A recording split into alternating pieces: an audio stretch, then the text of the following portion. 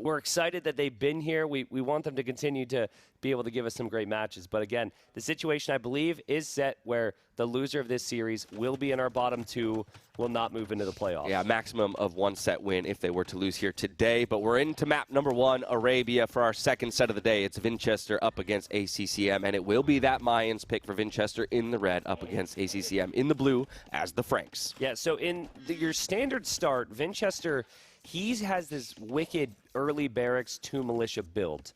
I'm not sure if we're going to see that as much. We have not seen the militia play that frequently in NAC4. So if not that, it's likely going to be Archer opening for the Mayans.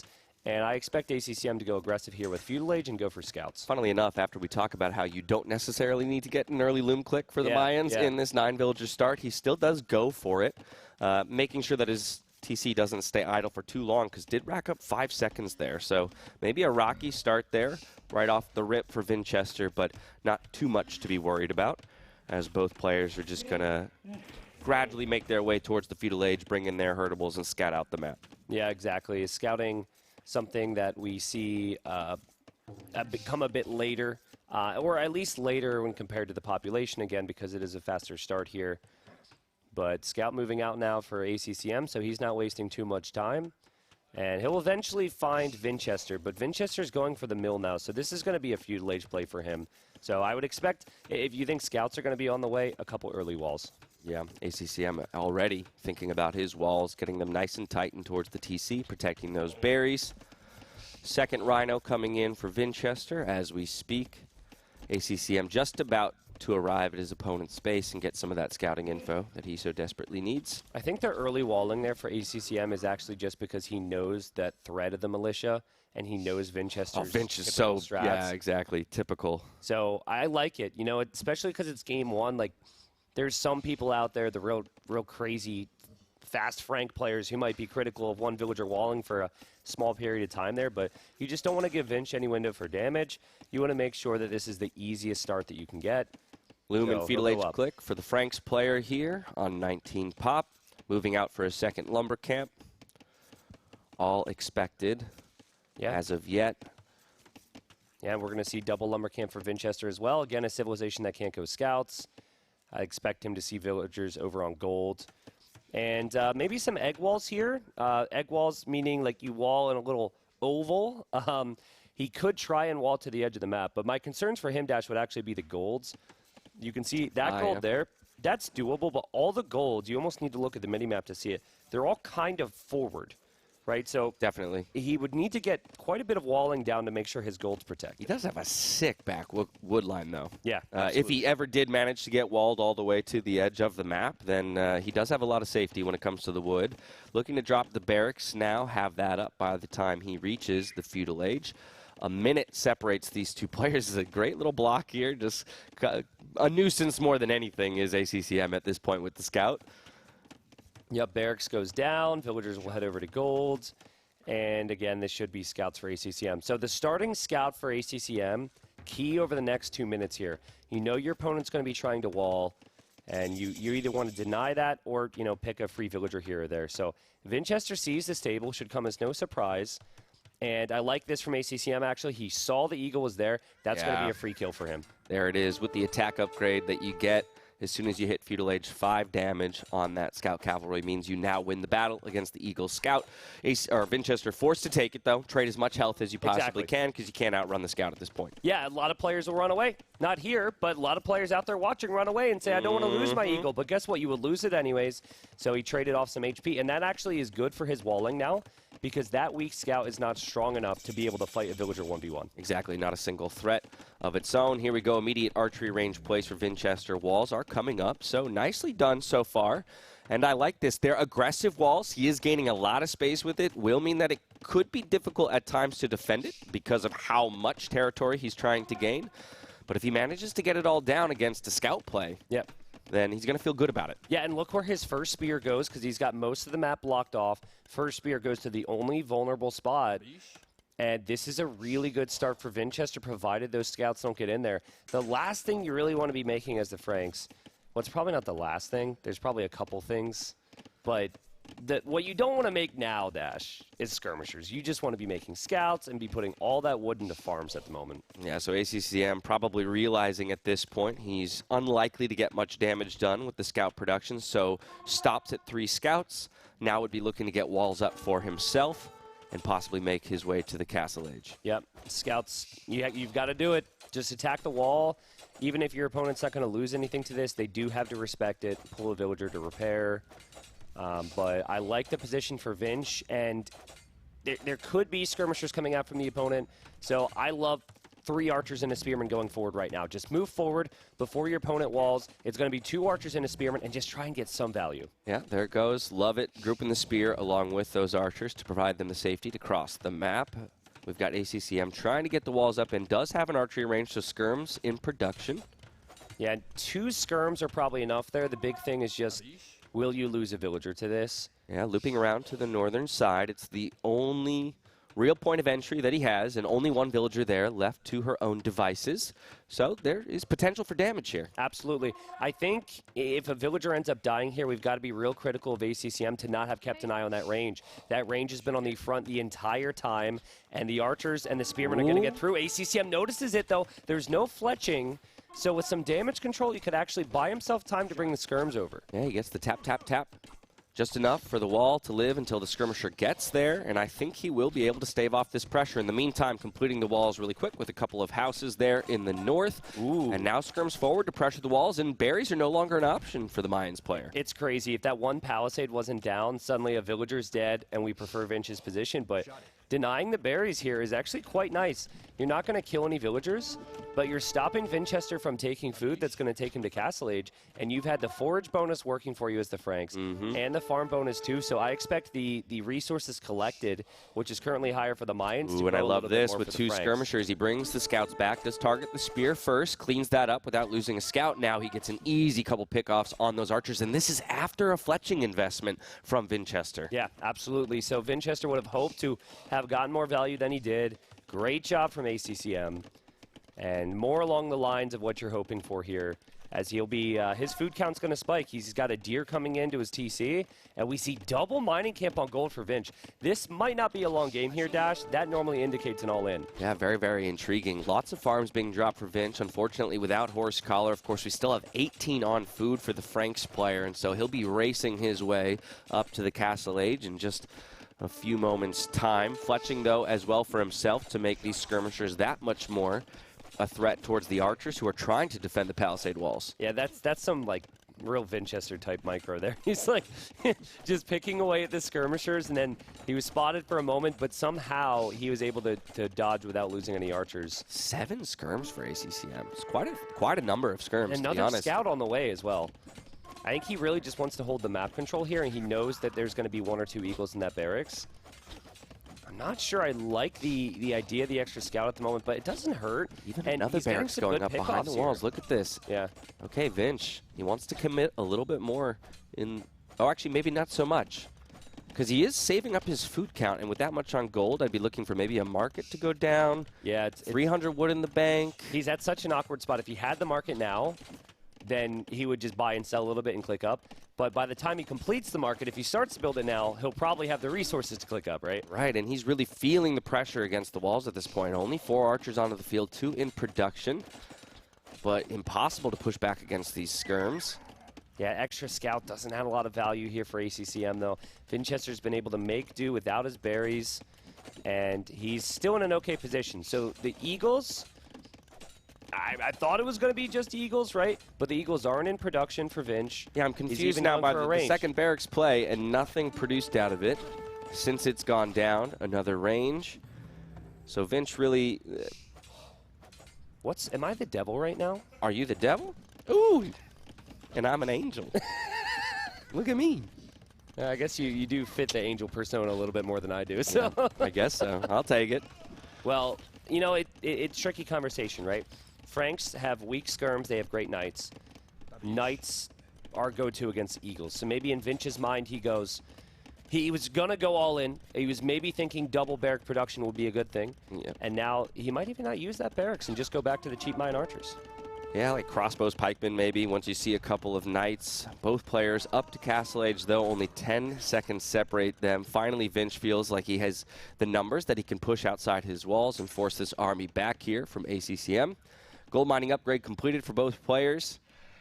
And we've hit kind of an even game state here as we make it towards castle age. Yeah, absolutely, and great job from Vinchester here, right? Because the Franks, they were up faster and they had all that early potential. I think it is harder to play as the Franks right now because you have to wait to make your best unit until you reach castle age, which is still another minute. The best unit for Vinchester he's been creating. Whether or not you think that's the Eagle or the Archers, I'd say it's the Archers.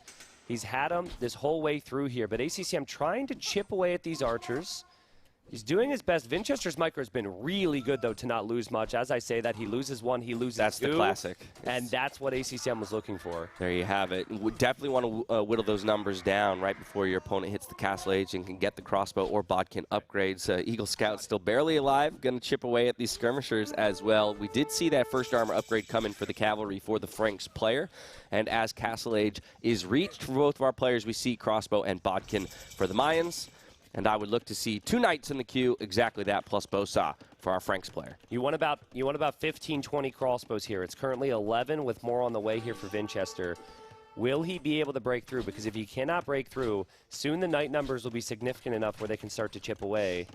A second TC for ACCM. Third we'll see even. The same as well for Vinchester, and yet the third for ACCM as well. So this might be a longer game than I had thought. Initially, the second barracks and the second range made me think all in.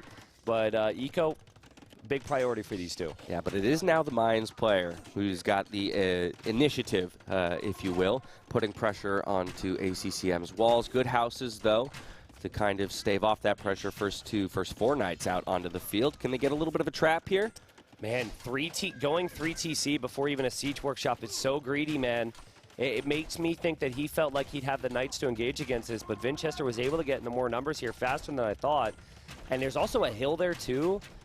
And not possible to afford +2 armor if you're ACCM because of all this investment into the eco. I like this, though. He realizes the 4 knights is not enough to take the fight here, so I'm going to go try and pick off reinforcements that are making their way forward. Yes, so for and Vinch, it's a huge catch.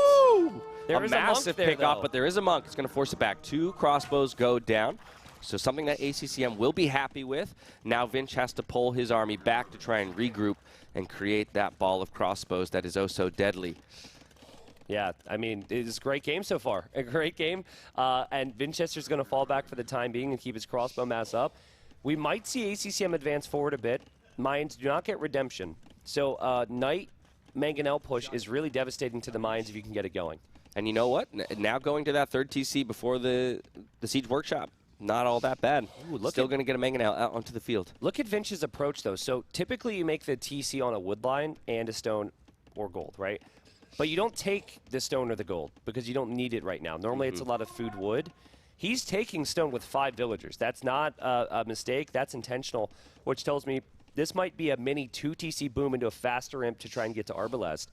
But you would expect that the Vill count for ACCM will rise higher than than Vinchester's, excuse me. Night vision didn't allow him to see that monk, actually. Yeah, they have the low vision range, and so the monk's kind of skirting away with the relic, putting pressure onto the walls here, but with the crossbows rotating over, he'll be forced back, and no real damage will be done. Yep, no ballistics yet, so the knights can pull away. That magic number, 21, 22 archers that you were talking about. I think, is this 3rd TC now for Vinch? It's got to be. Yeah, it's got to be 3rd TC. Really interesting. I mean, his resources are floating quite high. He's just not spending food and he's not spending gold on army. He's got the occasional eagle. He's collected 2 relics already. Does he have the 3rd one on the way back as well somewhere? I think he might. But anyways, Crossbow's just waiting at home at the moment. And I think now that you're getting +2 armor and you've got 2 Mangonels, you've got to shift your focus forward if you're ACCM. Yeah, 3rd relic was just dropped off, so good call on that one. With chain barding armor coming in, those knights are going to be able to take much more effective fights against the crossbows if they find good positioning.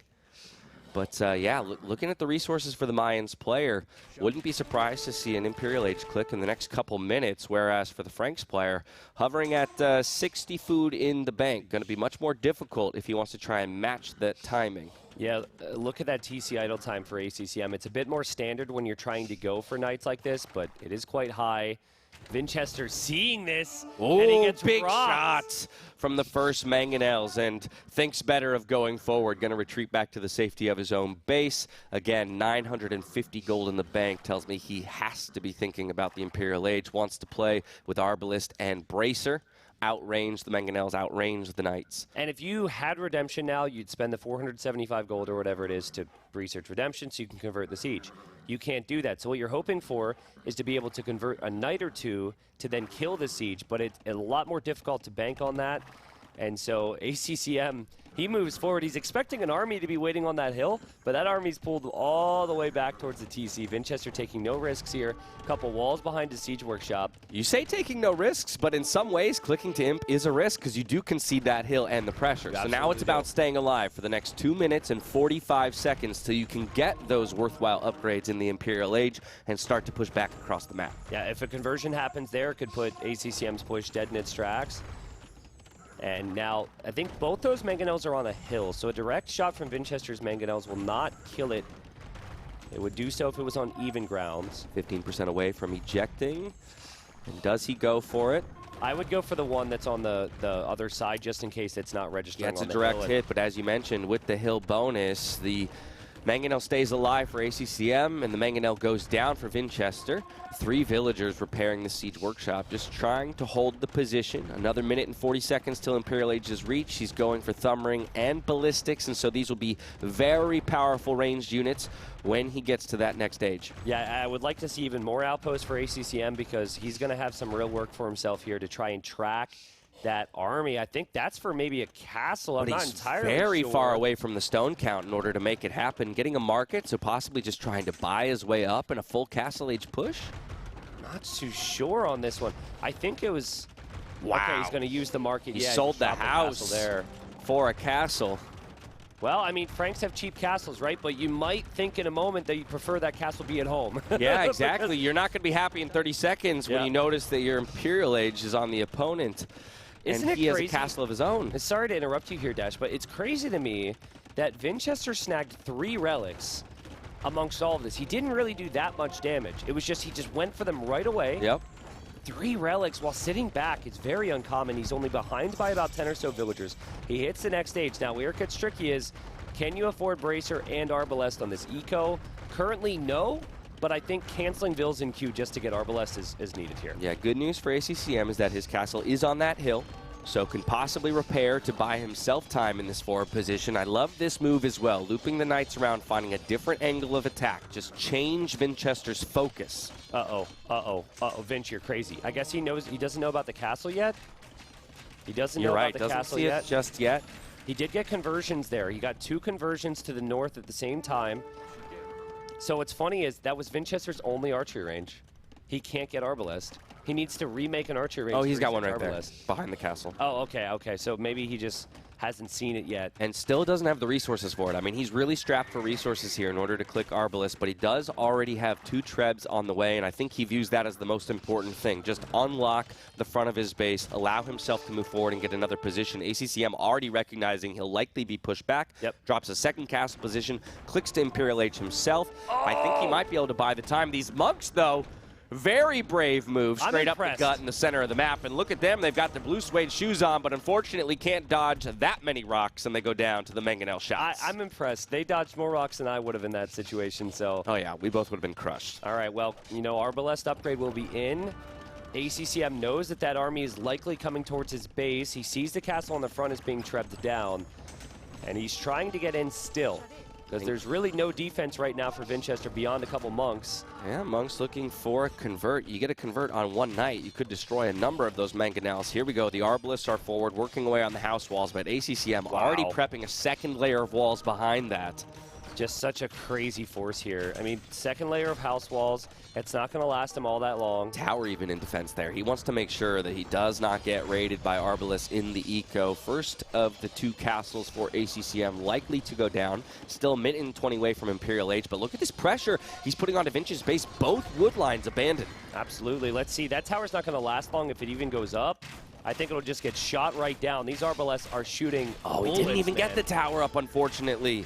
Yeah, just panic from ACCM. Now, he's still got 15 knights, but it takes so long to finish Cavalier and finish the armor upgrades. So he is to make sure that these Knights get as much value as possible at Vinchester's base, because Vinchester still doesn't have a large force to defend his eco. Loses one mangonel in his opponent's base. Second one almost goes down to a couple of these Arbalists. The Knights want to dive in and create some chaos. You can't garrison all of those Vills in that TC. This could be permission to dive here for ACCM. That micro is just so good, though, Dash. It's like he took out half the siege. Okay, well, he's now making a mistake after I say that. Well, he still is going to remove all 4 of these mangonels. Completely stops the pressure towards the buildings and the structures that Vinchester has. Knights will look for the dive and clear up a few of these Arbalists, but they won't last too much longer within the walls of this base. We do have plate barding coming in just now, but they'll be cleared up before that comes in. 3 relics for Vinchester. There's no longer a castle on his face. He's got 30 arbs on 2 tiles there. This is how I played the game back when I was a kid.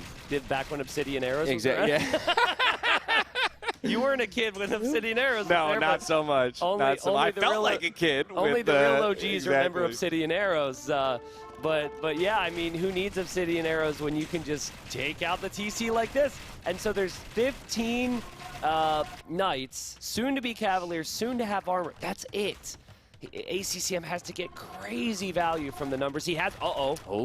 Here we go. Loops it in, finds the castle right as it's trying to go up, but it looks like he's more concerned with getting these Knights back to save the rest of his eco. They've got Halb on the way for Vinch as well, and Halb is a unit that doesn't cost any gold, that is excellent to combine with the archers, and is the perfect counter to the Knights. Vinchester has 105 villagers. He's got 60 army. He's got multiple castles. This has been an amazing game. It has been an incredible game. I'll be honest, I think Vinch maybe being a little bit too respectful. When you've got 30 or so Arbalists forward like that, maybe would have liked to see him dive into the eco, snipe 15, 20 villagers, but also great positioning here, tucking those Arbalists in.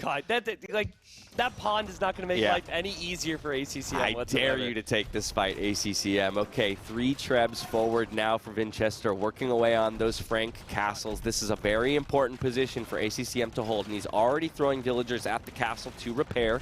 Conscription on its way, looking for the Night Flood. 8 in the queue at the moment. Yep. I mean, fortunately for ACCM, he's got decent amounts on gold. You are Franks, so you get a bit of extra HP. If you lose castles, you're able to replenish castles, but it really feels like if he doesn't engage against this Death Ball soon, he's never going to have a chance. Paladin is not an option for him. It's going to be straight Cavalier. He has 23 of them now. Yeah, and he's got to take an engagement soon, though, because Halberdier already complete for Vinchester. He's starting to get the numbers amassed, and the second armor upgrade is complete on those Halbs. I'm loving the plume switch here because plumes have more speed, right? You go Arbalest, they're slower and the Cav can catch up. So when you're up against a Cav player, in an ideal world, you're going to be mixing in the plumes. Well, one castle goes down for ACCM and another goes up here to protect this other forward gold. Vinchester unaware of it yet, so instead he's going to pressure this TC, forces ACCM off of about 8 to 10 farms as well as the stone. The question now is this counterattack good enough and scary enough to force Vinch away from those trebuchets? I mean, I feel like it's your only option at this point. It'd be hard to take that fight straight up, and so he is just going to look to kind of run around the map and play Ring Around the Rosie. Oh, man, I mean, he's fighting straight up against Halbs, but the Halbs didn't have that many upgrades, and the Arbalest also aren't with the plumes, so maybe not the worst engagement for ACCM. It's still so costly when Paladin's on the way. Gonna say it's an efficient trade at the very least for Vinchester, and you take a look at the military numbers, 66 to 14, and like you said, with Paladin just now clicked, you've thrown away half your numbers. Yeah, and it's tough because he kind of had to. Vinchester now has to go for some damage control here. Ooh, looking ACCM for his in. Just can't get in. He wanted to get in there and disrupt the eco. He's dancing a little bit with those Cavalier, but a university wall.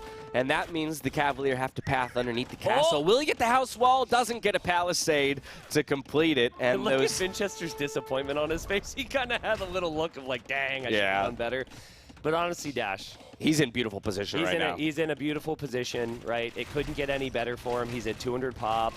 And ACCM has just looked desperate ever since Castle Age. Like, Franks are good, but they're good with a one-sided composition. And, you know, at 1,300 elo or 1,500 elo, you can just spam knights and not need anything else. But 80 at the military. highest level, man, you've got to have these varied army comps, and that is what Mayans are best at. I was going to say, we also talk all the time about the Mayan privilege, right, of being able to kind of cap yourself out around this number of vills and therefore afford a military of 80 out onto the field. He's got 52 range units and 23 halberdiers as well. Yes, Paladin completes, and this is your best opportunity. It's a very, very powerful unit in mass and might just be able to overwhelm by virtue of its strength. And he pulls all of the halberdiers away with a couple of paladins, and will he have enough numbers to kind of eat through the rest? He's going to target the Trebs first and buy himself some time. Yep. I mean, he does buy himself time. I'd like time a lot more if he had the relics. I'd like time a lot more if there wasn't 60 or 70 army, right?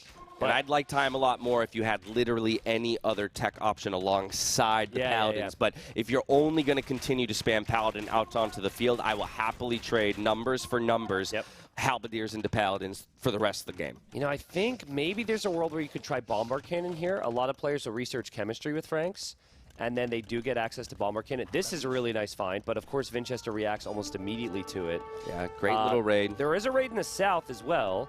He's got to punch through these walls, though, and even that defensive castle is going to make it difficult for him to do, and he thinks better of it. He loops the Paladin back around. Look at the gold bank, too. This is the thing. Vinchester, rather, he hasn't actually produced that many archers over the last 5 to 10 minutes. It's just mainly been halbs. And so if you ever go skirms with Franks, first off, your skirms are some of the worst skirms in the game, lacking the final armor and also the final attack. Yeah, and what he could have done before, he's doing now. The Arbalest push straight through the center of ACCM's base. They're going to rest on this hill with some halberdiers as well in defense. Very difficult to clear up. Look how many paladins ACCM's going to have to commit just to get his eco back. Yeah, I mean, I will say this. He's made more Paladin than anyone else in NAC4. That is true. He has made a lot of Paladin here. Look at the res destroyed for Vinchester. Double what ACCM has been able to take out in this game. Still working away on these walls with the Paladins, targeting the Blacksmith, but we've got Blast Furnace completing for both players in that moment. He will clear up this army in the back of his base. Paladin, maybe? I mean, he's going to lose access to this gold. He's only got 14 on gold. That's the issue, right? Can you sustain the numbers? Sure, you're trading fine at the moment, but I think in the long run, Vinchester's happy with everything he's seeing. Yeah, Vinch is 4 Trebs moving forward now. What I'd like to see if he has the Vills forward is drop a castle right next to wherever these Trebs are going to deploy. Just secure that spot, give you an extra level of fortification against the Paladins. Paladins are winning that fight. Yeah, Elite Plumed Archer on the way here, so kind of teching back into a few more range units and pulling his Trebs back to the safety of his castle, but Paladins continue to roll forward. Again, it's just about sustaining the numbers. Only 4 on gold now, up to 11 as he moves a few more, and he's transitioning into those elite skirms. Yeah, and skirms is just not going to cut it here, right? If you're the Lithuanians that have great Paladin, they also have great skirms with these unique beautiful techs. Castle position from Vinch as well. He's going to push his opponent off of that stone and threaten to box him in here into this corner. Paladins in retreat. Halberdiers start to raid the farming eco, and Trebs come forward once again. Yep. I think this might be close to a GG call here. ACCM's gold has been found. He's selling food for prices that aren't really that great to get gold in return. He's also access to a stone. He's losing his whole eco here. Any units he'll send forward will die now, and the skirmishers included in that.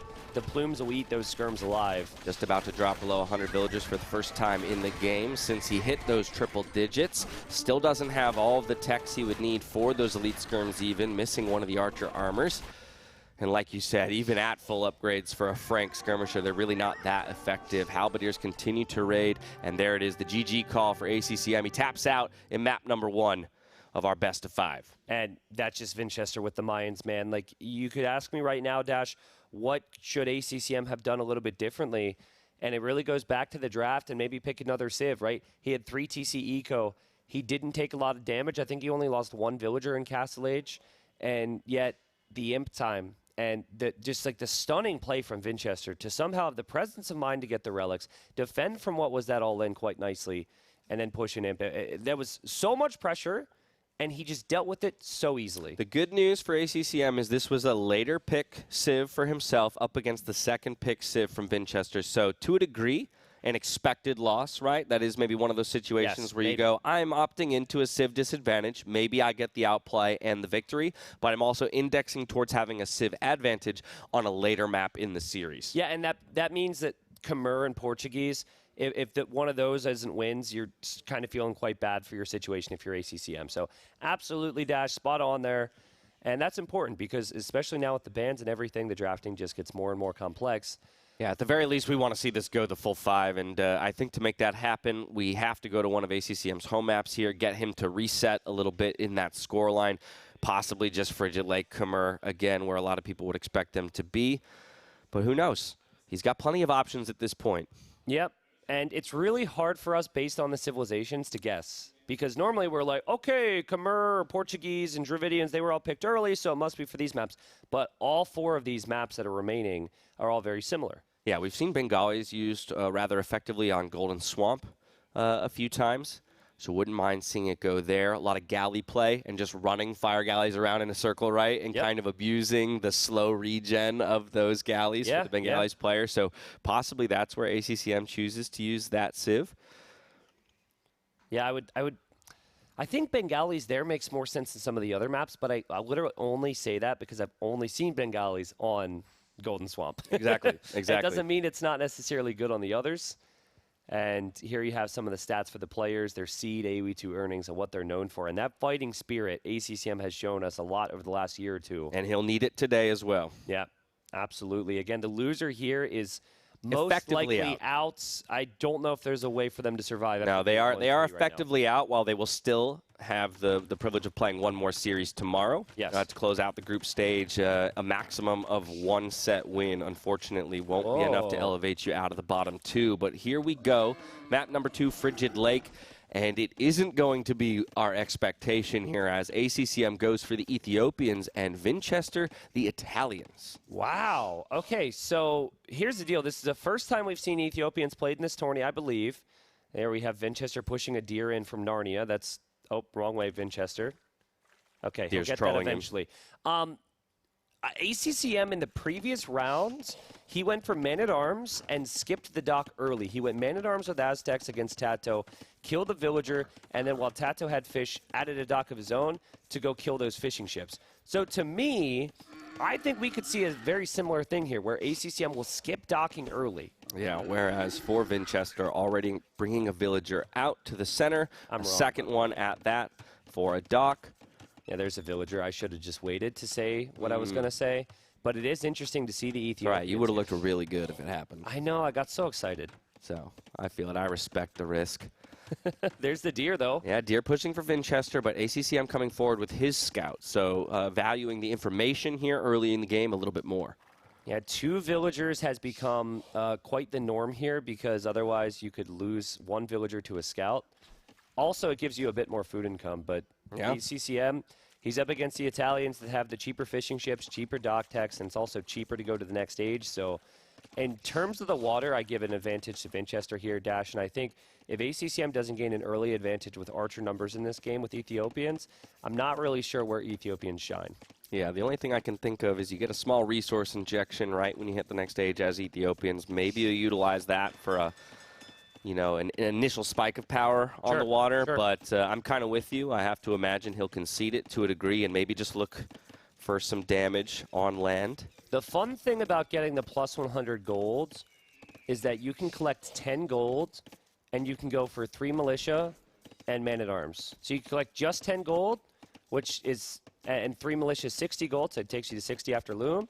Then you use the rest of that gold to be able to go for the man-at-arms. And actually, then you also have the gold for a fire galley. Exactly. So you collect 10 gold, you then go 3 militia, man-at-arms, fire galley. That's a good start. Look at us over here theory crafting. We'll see if any of it happens. Yeah, probably won't.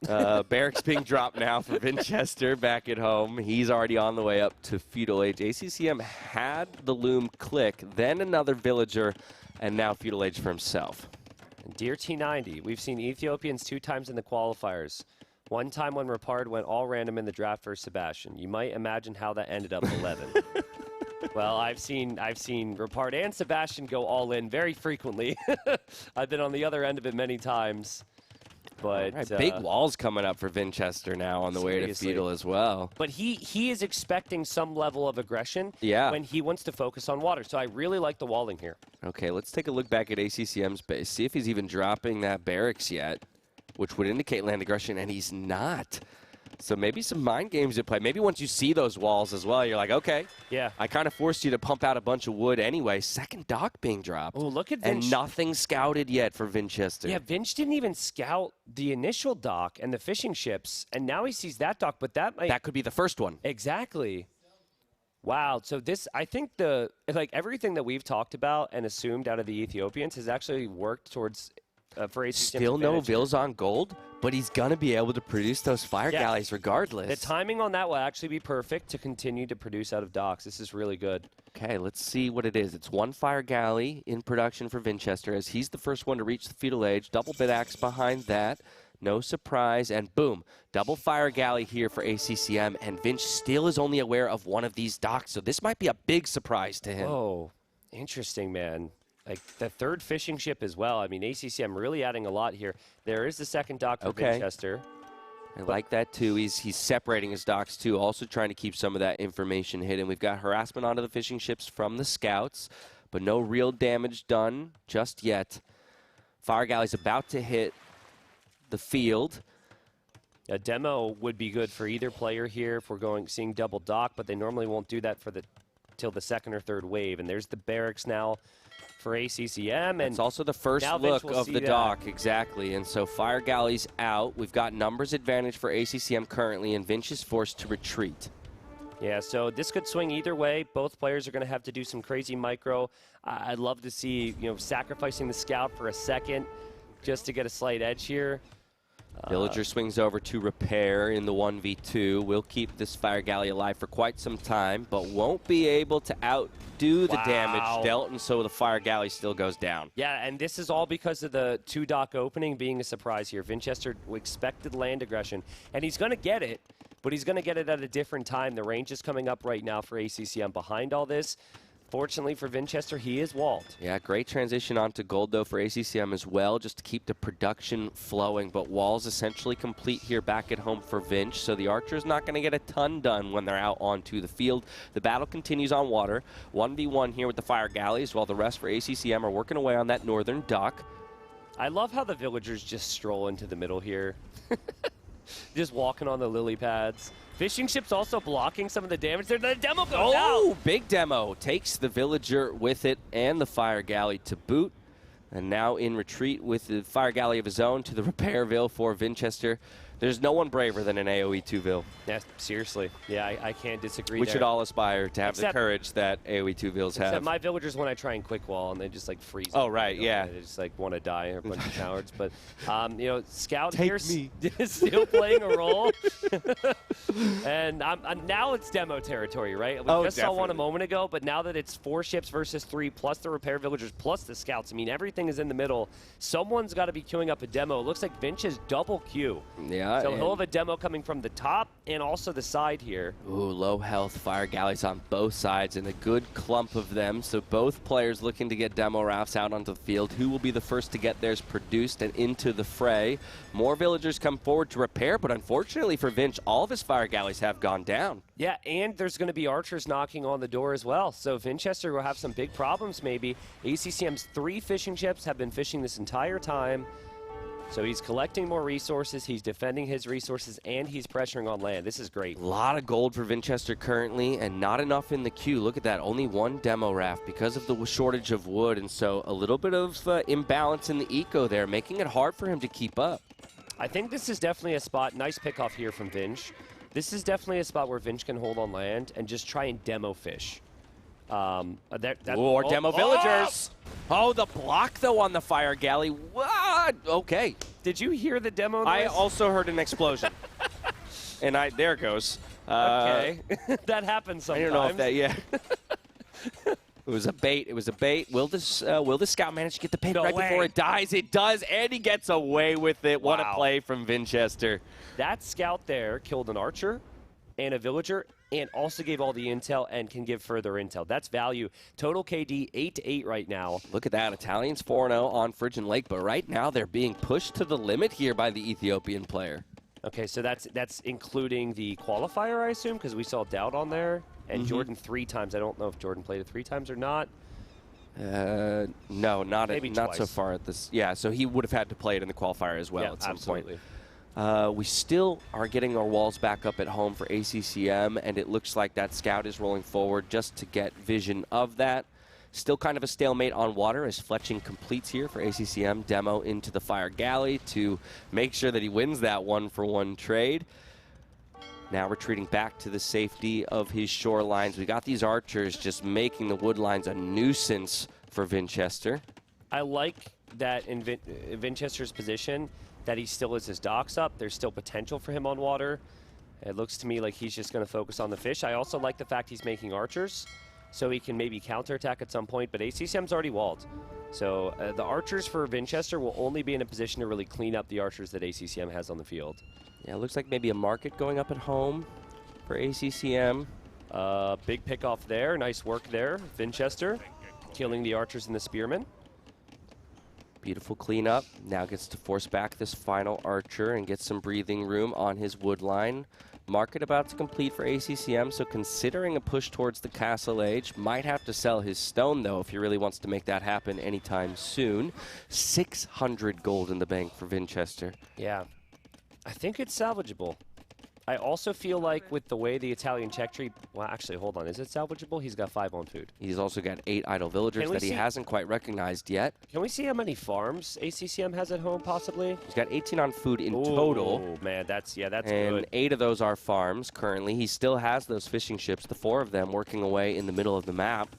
And that is deceiving for a player as well. I don't know how I feel about that blacksmith from Vinchester. I would much rather that be an investment into a market, again, when I'm floating this much gold. Yeah, maybe. Because here it is. It's going to be the Castle Age click from the Ethiopian player just now. He's also got 5 archers coming forward in the south, untracked currently from Vinchester. There goes the market now to help himself get up to Castle Age. But once again, these 2 wood lines are going to be under threat. Yeah, he does have another one to pull back to, but it was a very deceiving situation for Vinch because he saw 15 on food, and he thought, that's a good number. That's going to take me to the next stage. And then he ran out of berries, and then he only had 5 on food, and deceived me as well. I think he can get up here, but I want to see a siege workshop from ACCM. I think booming with the Ethiopians, it's not bad. They have some cool things in late game, but I think the real way to finish off this game and tie up this very important series, use the faster firing crossbowmen and punish with siege. I like that plan as well. We do have Vinch trying to cause a little bit of a disturbance here against these walls, but archers ejected for the Ethiopian player. ACCM looking to push that away, having to relocate rather 15 vills away from those forward wood lines, but has plenty of safe ones in the back of his base. Another archery range being dropped for Vinch at home as well. Yeah, I mean, this is not so good right now for Vinchester. He's got no water control. He's got fewer archers. He has the worst archers between the 2 of them. So winning from this position would definitely require some work. It'd be a massive confidence boost. I'm sure he would love a bit of a confidence boost here because this poor guy was up 2-1 in every single best of 5. And then still couldn't close him out, right? So every little bit's going to matter for him. Just a tough map position, though, too, right? Because you've conceded all water control, so you get to do things like this. Galley and fire galleys, just kind of making it difficult for you to find your pathing. Okay, is going to take the hill and look for the trade. When you see your opponent hit the Castle Age, you want to go archer for archer before he gets that bodkin and the crossbow upgrade complete. Yep, and you can see he kind of tried there. ACCM got the pick off. 13 crossbowmen, and there's not house walls everywhere. So we might need to see a tower here for Vinchester behind, and I'm not sure it's going to be the prettiest tower, but it's necessary. There it is on the farms. Yeah, working away on the palisade. ACCM wants to dive in and get some damage done before his opponent reaches the Castle Age, dropping a TC back at home as well, now that he knows all the pressure is forward. Great house walling behind, though, from Vinch means that the crossbows at least have to path towards the TC or take more time to eat through these walls. The tower does go up in the meantime. Yeah, and you almost need a siege workshop in defense right now. You can't drop a town center because you dropped the tower. Vinch needs counter damage. A lot of players come back home with their crossbows here, but then they just lose the game. So he's going to try to counter But ACCM's through. Ooh, these lumber camp vills here. Does ACCM know about them? He does. We're deleting the palisade. We're running. Stone wall, quick. Actually amazing. Great call on that. He's going to lock him in and saves all of these villagers because ballistics isn't quite in. Only 5 crossbows in defense, though, currently. So in a straight-up fight, the Ethiopian archers will win out. Ballistics about to complete as well. This could get real ugly real fast. Yeah, this is not the first time we've seen Vinchester on this map be late to ballistics. And when he realized Jordan had ballistics yesterday, he did some fancy micro and it didn't matter. And oh man, it doesn't matter there. ACCM's still fine. And that wood line dash. Yeah, oh, we saw. I said it was safe earlier because it was in the back. But once the crossbows make it into your eco, while he does manage once again to save all of the vills as of yet, drops one and Vinch calls the GG. He has no options. Yeah. It was a really good game from ACCM. Ethiopians in the main event getting their first play.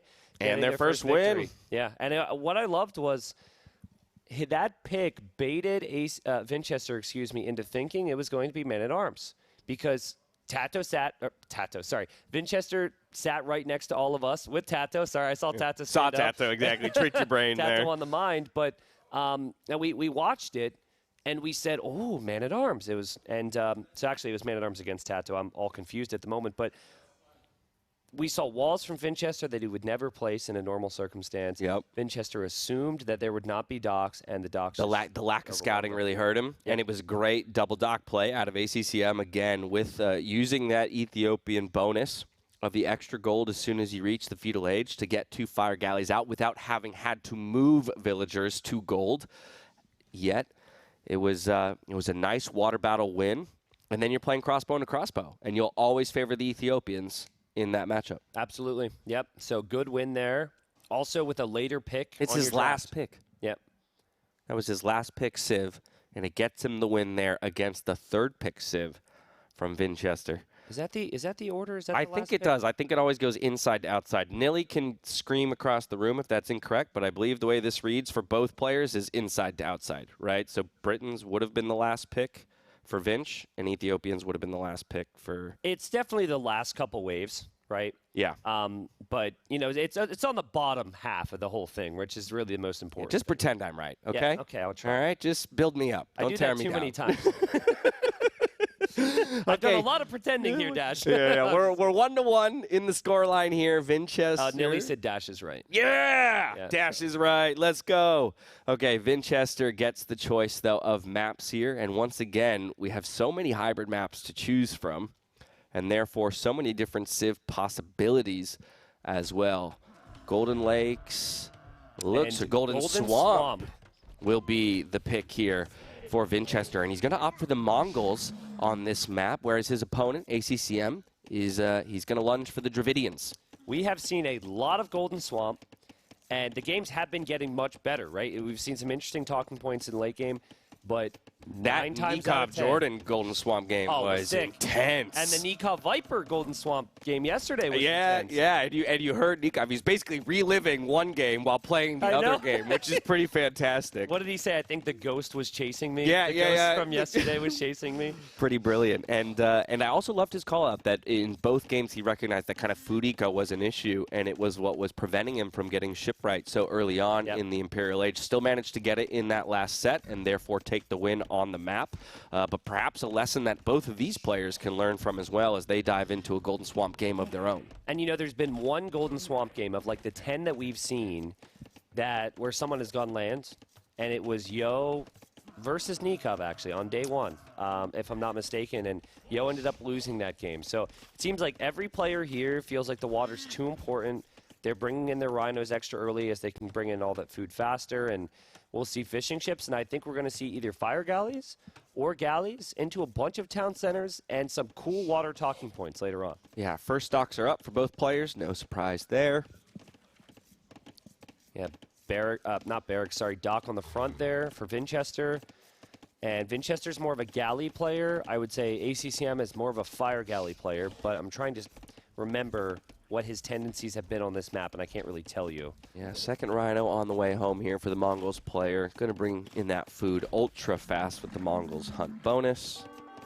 We hear something being attacked. Okay. That's actually the villager. Yeah, no loom yet, so has to retreat and maybe even look for the quick wall. This could be a villager snipe very early on if Vinch plays it right, but ACCM denies it. Oh, we're going to want a POV replay on that. Now, my question is, what do you do? That villager still can't work right now, so it's actually not that bad for Vinchester. Yeah, I mean, yeah, it's effectively a villager kill. Is he going to get this? Everyone, no, okay, Vinch he thinks better of it. And will make sure that his scout doesn't get trapped in. But yeah, I mean, that's as effective as a villager kill, at least for the time that you're forced idle. Go back. Go back to that thing, man. Yeah, giving ACCM the time and permission to delete those walls and save the villager, but ACCM, without vision of the scout, doesn't want to test it. Yeah, that's true. I mean, his scout is a bit weaker for the time being, and when you think you're going to be faster to the next stage, you want to make sure that your scout still has a lot of HP. So understandable there from Vinch. That's just good high-level play from both. Well done from ACCM not to lose that villager, as we see 2 docks for Vinch, and again, no surprise it will be water control. Yeah, let's see, 19 eco to 21, so a much later click here for ACCM. 40 seconds away for Vinch. His second dock just went up. Back at home. Big moment, 30 seconds away from Feudal for the time being. ACCM might want to take it because he knows that scout is weaker. Yeah, but if your ACCM and your opponent with less health is taking this fight, that's the indicator that Feudal Age is about to come in. Yeah, and you know, with the direction Vinch is running. He's sitting next to his bills. He's like, yeah, come hit me. Look at him twirl. Look at him twirl. Just for no reason other than to say, hey, let's buddy. dance. Let's dance. I love it. He's tucking the scout in with his villagers, even maybe looking for a cheeky trap. This is so annoying. He's attacking the lumber camp. I love the level of annoyance here. And he probably thinks better of it, thinks, well, maybe I should see what he's doing in the middle, too. Yeah, let's go see if my opponent's throwing up a second dock. He's only aware of the one for now. Might look to harass these fishing ships. And he does have 4 galleys in production from 2 docks. So it's the galley play for both players. Yeah, for both players. Straight up. So Dravidians, they carry a little bit more fish, which is helpful, but not so helpful on this map. The big thing for them is their docks also give you some pop space, which adds for some flexibility. Yep, saves you a little wood and not having to build an extra house or 2 every once in a while. But here we go. The first couple galleys come forward, and they'll be able to harass these fishing ships. We look for them to run towards the north and extend their lifetime, or maybe even drop the food and realize that they're doomed to death. Both of the fishing ships going to get sniped here from 2 galleys. And that's the Mongols.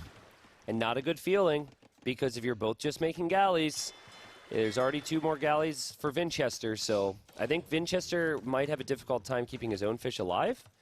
But we'll find out here in a moment. It is still 2 fishing ships versus 0 for the time being. Plus, you do have the Mongol hunt bonus to work with a little bit. Though I think at this point, there's not a lot of hunt remaining for the Mongols. A nice and early blacksmith, though, for ACCM. And when you're in a battle of galleys, getting fletching early could be a big swing in your favor. Yeah, interesting, too. That's really early, actually. Well, and you just lost your 2 fishing ships, so you don't have the food at the moment. Yeah. To both get, okay, he's going to commit to fletching, but this means he stalls out his villager production for another few seconds as well. I like this. Let's see Vinchester's reaction time. He will, yeah, he'll spot it at least with this 1 galley, and he does patrol it forward. I love that. And so he's actually going to get the notification. It's 2 galleys against 2 galleys, but fletching about to complete for ACCM means he will win out in this battle. The question is, has Vinch realized he's working with an upgrade deficit? 1 galley does go down, and now ACCM might just roll through and look to pick off both of these fishing ships. Yeah, I'm actually curious if Vinchester even noticed this. I believe he has, but no attempt to even move the fishing ships away just tells me he expected to lose them anyways. And he's happy enough to just chip away at that dock, but now 0 fishing ships for both. 7 galleys for Vinch. It will soon be 8 for ACCM, but Vinchester has been collecting more food. He's got the hunt coming in. He was on berries a bit faster as well. So as things stand, I would expect a slightly better castle age time for Vinchester, but we still have to see. Yeah, now matching fletching for fletching. So in 8 seconds, we'll be equal in terms of the upgrades there. And then it's about massing and micro. Yep, and you can see the micro here. Advantage to ACCM with the numbers now, and Vinchester will have to back away. And it's all just fighting for control. I'm not sure what's happening here, though. For ACCM, that's a little sloppy. That galley's been forgotten about. Yeah, unfortunate there to lose one of the numbers. Vinchester being chased away, though, around the north is going to have to regroup. The scout's still alive for Vinch. or for ACCM, by the way, so that's kind of nice. Vinchester lost his. Yeah, good info that he can still get with that. Maybe scout out the rest of the relics, too, on the map for later on in the game. But the numbers advantage on water right now for Vinch by 3. Still 4 in the queue here for ACCM. They're close to in lockstep, and it's just a 1-Vill lead here for our Mongols player. Yeah, really good unit control here for Vinchester, but he has to be careful because his weak units are on the front. So when ACCM goes for a shot, it's likely he'll get some kills, and he gets 2 of them just like that. So some confidence for Vinchester, but I think ACCM's still fine, and a lot of this does still come down to the castle age times, which brings us to the conversation of who's going to build the market first. Yeah, we're running out of hunt here for the Mongols player, and so he's going to have to find another transition onto food of some kind. Still some hunt working away over here for ACCM. There's the market that you called for. T90, so it looks like ACCM was the first to think about it. Yeah, I just looked, like Vinchester was on 1 lumber camp for a while, really poor efficiency with the wood. It doesn't have too many farms either, plus the market's coming up for ACCM. Maybe ACCM will be faster to castle, but I mean, it's so close right now. And as all these games have on this map, I think this will go to the Imperial Age. The micro battle continues, and now it's Vinch who's on the front foot. 2 snipes on the galleys there. Gives him a very solid numbers advantage, maybe even a third one about to go down if he can get the right target fire. Definitely difficult. There he gets it. Wow. Accurate and clicking. He knows which one is weak as well. well. Oh, and another one goes down. So even with the new production here back at home, he still has the numbers advantage, and he just keeps moving. It's ACCM's like running for his life. It's like one of them's got 300 ping and the other one's got 2 ping. I mean, he has not hesitated at all, and sometimes the numbers were even here. Oh, this is starting to look ugly because reinforcements for Vinch at this point can join back up and make the numbers advantage even greater. We did see the market use back at home, though, for ACCM, so very, very close to clicking up to the castle age. We see a market going up at home for Vinchester as the micro battle continues here on water. 3 very low health galleys there for ACCM, and Vinch knows which ones he's going for. Snipes 2, another one there looking to go down. Will he get it? The pincer move is on. Yeah, and will ACCM realize that one is weak and get that? It doesn't look like it. Vinch is going to block. Click, use the tree, yes! That is so beautiful to see. He does get the snipe there at the end. It's only 2 galleys total on water for ACCM. He even unqueues the 2 that he had in production there because he realizes right now water is lost. I'd rather have those resources to get up to Castle Age and use for something else. We've got Vinchester also now abusing the market to try and get that food count up and follow his opponent to Castle Age. Yeah, and I like the fire addition here because galleys are great at sniping ships, but the fires will destroy the docks a bit faster. So when you gain the advantage like this, you definitely want to have a couple fires out. And that's what Vinch has done. But, I mean, he's in a similar spot to where he was the previous game economically, like really struggling to get the res. He's only got 7 on food. Yeah. As someone said, is there a ping difference between the 2? No, there's literally a LAN event. They're in the same room. But it kind of surprised me, right? Because Vinchester he ran forward the entire time, and there wasn't a massive upgrade difference. There was 0 upgrade difference there, and there wasn't a numbers difference, too. He just, I think, caught ACCM off guard, just completely, rushed him. It was wildly smooth micro. We see ACCM putting up a 3rd dock here, currently out of the vision of Vinchester, and looking to produce some fire galleys to get some control of water back. But you mentioned that Vinch had already counted for it and has some fire galleys of his own.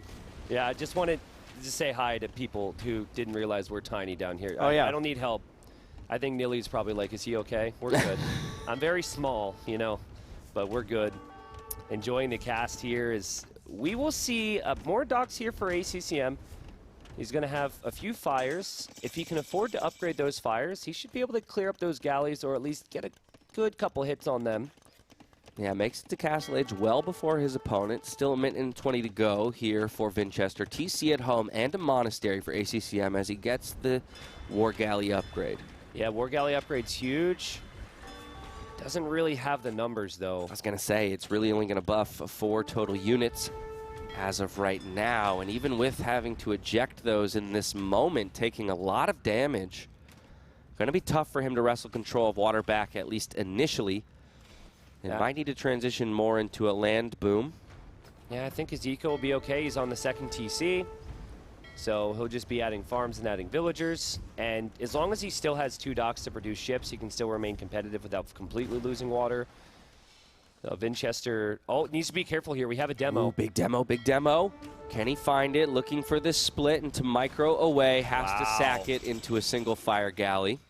Regrouping those galley numbers for himself. Right as he hits the castle age, looking for any kind of text that he can bring in, and he just doesn't have the resources for it currently. Yeah, opts for the second TC instead. You know, Vinchester's been saying a lot as we're watching these games here. He said something interesting the other day. He said, I would skip War Galley here. You skip War Galley, go for Eco. Of course, as I say this, he's getting War Galley, so maybe a bad example, but it's just like the way order of operations matters. Yeah, exactly. Like the order in his mind made sense in the moment, exactly, to try and get that Eco up, and so...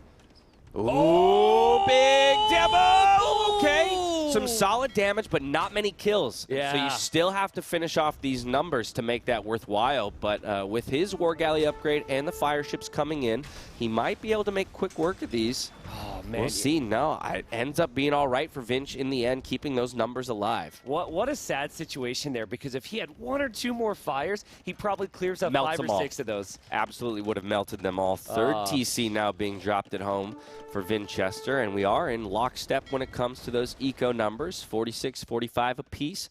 Bosaw now coming in for Vinch as well to match the eco upgrades. We've got monks on the field for both players as well, so we're going to have to start taking account of those relics. Yeah, and it's just going to go to Imp. So I'm just going to shout out a couple things we talked about, Dash, as we sat there and watched the crazy Jordan Nicov game. Gold control, obviously, in the middle, but then dock numbers, ship upgrades, and do you get ship right? Because it's an expensive upgrade. If this goes to Imp, you've got to get that technology. Well, we saw the value of it once it did finally come in for Nicov, and for me, that's all the justification you need to get it as early as possible in the Imperial Age. I will also call out that I loved the Stonewall move. Yeah, that was so cool. Because it prevents so much mobility for your opponent, right? All of a sudden, you're constricting the space. You can see how Vinch has been able to run laps around the pond. Well, you could prevent that by just putting walls up across these marshy areas. So really like how Vinchester's getting relics on a map where you might say, I don't need relics, I just need the middle, but every little bit counts. And what else are you really doing at this point anyways? Both players have lost their scouts. I think there's a monk grabbing a relic right now for ACCM too, but another demo comes out, but those galleys, they don't even have bot Canero. Look how low health they all are, though. They're just like one moment away from being sniped. Oh, unfortunately, it's not the demo we were all hoping for. One relic already in for Vinch back at home. So just continuing to track those numbers. The Eco KD is completely even at 2-2 between these players. The overall KD basically the same. And so as you say, T90, very likely that this game goes late. The demo thing is a bad sign, though, for Vinch currently, because it's a one-and-done move, and it's not a real competitive way to come back on water. So I guess the logic is you kill 4 or 5 ships, and then you can do so. But it's not as if those war galleys without Bod Canero are the key anyways. It's really just the fire numbers. So it's a sign to me that he's looking to just chip away at the numbers, and he'll really plan on getting to water later on. Look at the number of farms that were just dropped by Vinch as well. So once again, understanding that the focus now becomes getting to the next stage with 3 TCs pumping away. Just got to get that food count up. Yeah, absolutely. Resources collected, 15,000 for ACCM. 14.8 or 0.9 now. Big boom there for Vinchester. Resources destroyed, though, well in favor of Vinch. Just shows you the kind of the advantage that he's found himself on water over time. Monk's coming out to disrupt the aggression here from Vinchester on that one remaining dock. Another demo, and that's a solid hit onto multiple fire ships. But once again, it's 15 military to 4 overall. Hey, he converts the strongest war galley. That actually is a very solid conversion, considering, the health remaining on the rest of these. And just like that, 11-3 is the military numbers.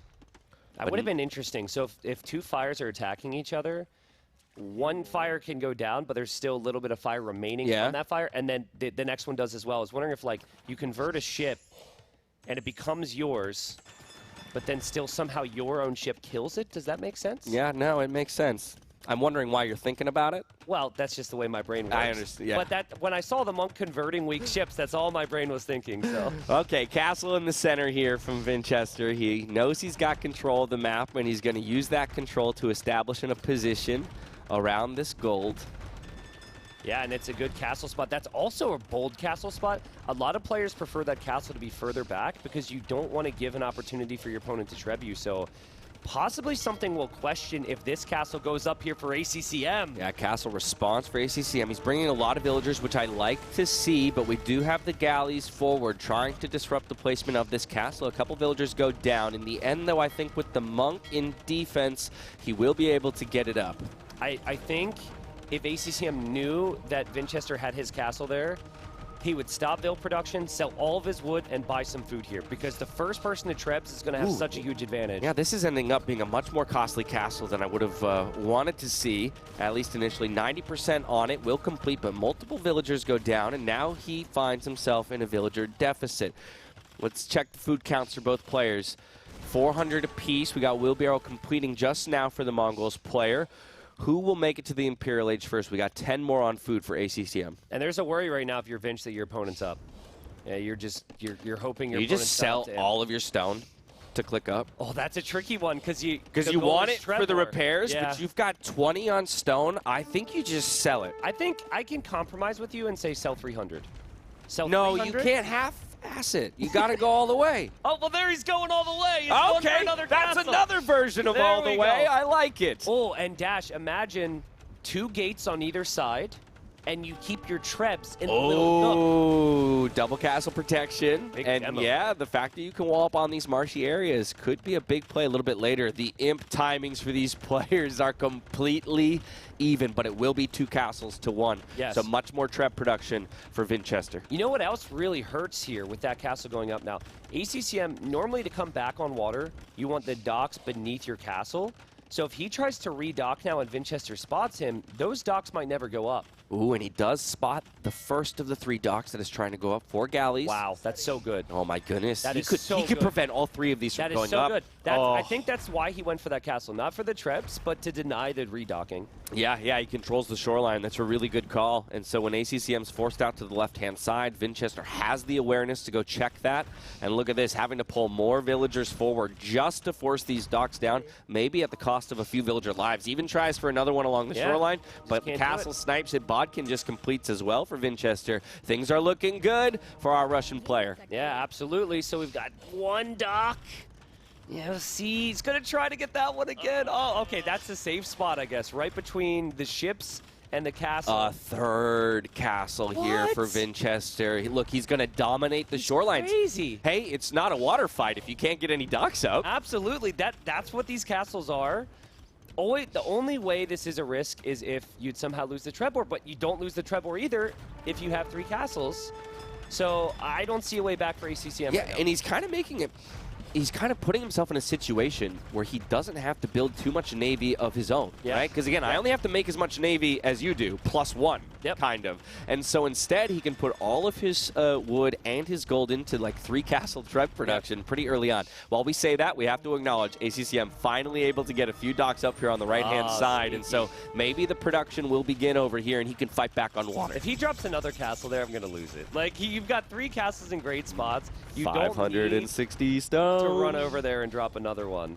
Let's see it. Let's see it. He's both players up to Imperial Age. It's going to be Bracer and the Galleon Click, whereas we're going for fast fires over here. Yeah, fast fires. I'm not sure which dock it's being researched in. I am going to assume it gets researched. Just look for the shiny yellow lights. Yeah, but there's so much there. flame. It's in the weak. No way. I mean, it'll complete.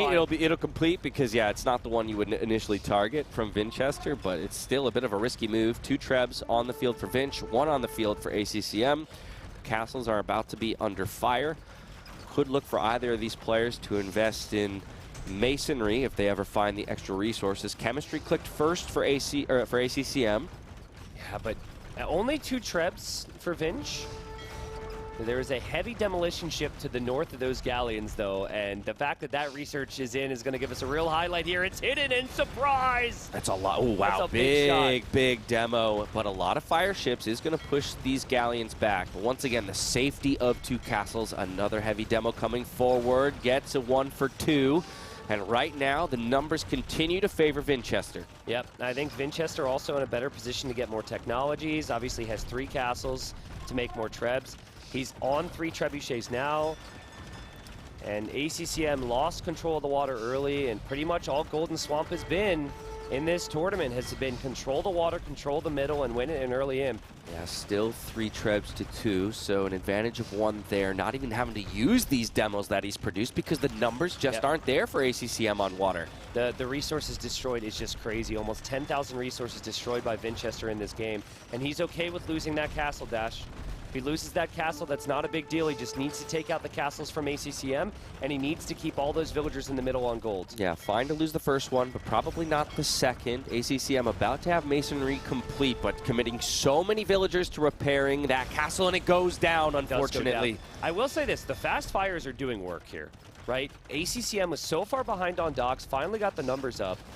The galleon number's only at 8. There's 11 in queue, which tells me there might be a dock problem. I think there's only 3 docks, and all the demos for the Bills! Oh, big demo coming underneath the tower, but he can't find the angle he wants. Gets it to lead! Don't explode it! There it goes! And look at the Eco KD, all of a sudden 32 to 3 in favor of Vinchester, and ACCM plummets below triple digits.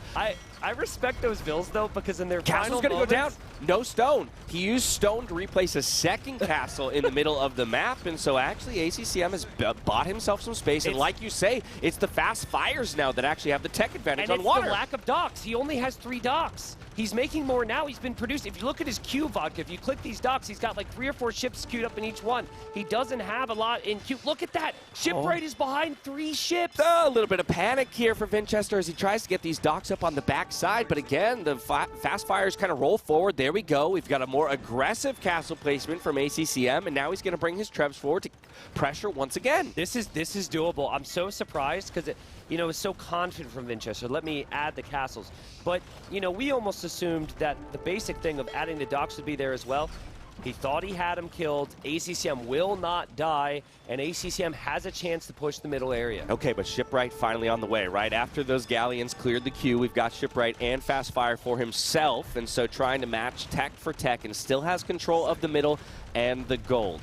So it's not all lost for Vinchester just yet, but he's going to have to do work to keep this castle alive. That's a lot of stone and a lot of vills committed to it. Oh, man. Vinch in full panic mode. 147 villagers with 15 more in queue. He's over-booming. He's switching into fire ships. He's switched out of galleons. We have a demo there, but it doesn't take the trebs. Yeah, very close, but close doesn't count. We're not playing horseshoes or hand grenades here. This is Age of Empires 2. A 3rd treb onto the field here for Vinchester, holding on to the middle of the map with his life. Finally getting some of those numbers up, but he needs to regroup them on the front side here. 22 vills in queue for Vinch with 153 villagers. Complete panic mode, just simply not looking at his vill queue. That's a great way to lose a game. No stone, no stone. He needs to buy stone and keep repairing that castle. And he's not going to have a castle any longer. The positives are he has 3 relics, and he's been mining this gold, so he pop capped as well. Thank you, Vodka, for pointing that out. He doesn't have the houses. This is amazing. The ACCM is doing this with only 117 pop total, and it feels like he's pushing back. He doesn't have any ships in queue. 0 fires, 0 demos. Okay, Vinch just unqueued all of his vills. So he noticed in the moment, big demo! Oh, massive demo! A bunch more villagers go down, keeping his opponent below that 100 vill count, and the castle drops for ACCM. Now it might be, with the tech advantage on water and Shipwright, that Vinch has found his way back into it. I think Vinch just had that aha moment. I think he sorted it out mentally, right? Yeah. He's going to still hold the middle gold control. Shipwright being in means the docks are cheaper, he's producing faster. There's so many valuable things about Shipwright. Yeah. I'm expecting to see his army count or his navy count fly up. And while there was those moments of panic, he at least still had kind of the foresight to place all the docks on the backside, right? It wasn't like he was trying to rush them up in the front and hold the position. He conceded a little bit of ground in order to get the production buildings up. The bills are coming forward. Let's go. I do not want to be a villager in ACCM's town. Okay? Like we said, man, we should all aspire to be as courageous as an AoE 2-vill. An ACCM villager after this game, too. Oh, man. Oh, the trebs go down, though, and that might be it for ACCM. He has no ability to push the buildings anymore and gain control of the space. He taps out. It's 2-1, a very, very familiar position for Vinchester. Oh, no! 4th set in a row. Oh, he is up 2-1. Dude, why'd you say that? I said I could emotionally handle this series, but now that that's why you and I are here. That's why you and I are here. So let's just repeat it for the people who missed days 1 through 3. So Vinchester comes in here like ACCM, 0-3 in all sets. They've always been best of 5s. He was up 2-1 on day 1, day 2, and day 3. He ended up losing 3-2 on those days as well. So it's a familiar spot for him. Oh my God. He's staring destiny in the face, and he's saying, I'm going to change it this time around. Seriously. And ACCM must have a little bit of an issue here. So he's going to sort that out here, but we will be getting started shortly. Check the hardware. Make sure it's all in working order. Man, Vinchester definitely, if you looked at his face right when we panned to it after the game ended, he realized he almost threw that. Yeah. That was a game that he absolutely should have won based on how hard he worked and the position he bought himself. Somehow almost threw it. That's like a big relief for him, I'm sure. And look, I don't want to put too much stock into it, but the entire top row of civs off the table for Vinch. You absolutely should. So again, when we talk about a 2-1 position, right, you have to consider what you've invested to get to that point. And there are very, very powerful civs remaining there over there on the side of ACCM. Portuguese, Khmer, and even the Bengalis should not be ignored. Yeah, and I like Malians a lot on Golden Lakes. Vinchester and I actually casted a series together where we saw Yo play with Malians, so that might have been part of his thinking. Berbers or Britons, I haven't seen them played much at all in this event. I think Britons was played on Outcrop at one point, but I don't think those civs are bad. I'm guessing Malians for African reed beds for cheaper wood buildings, right? It might allow you to actually go out for an early mill and even still get a dock in the back at a decent timing?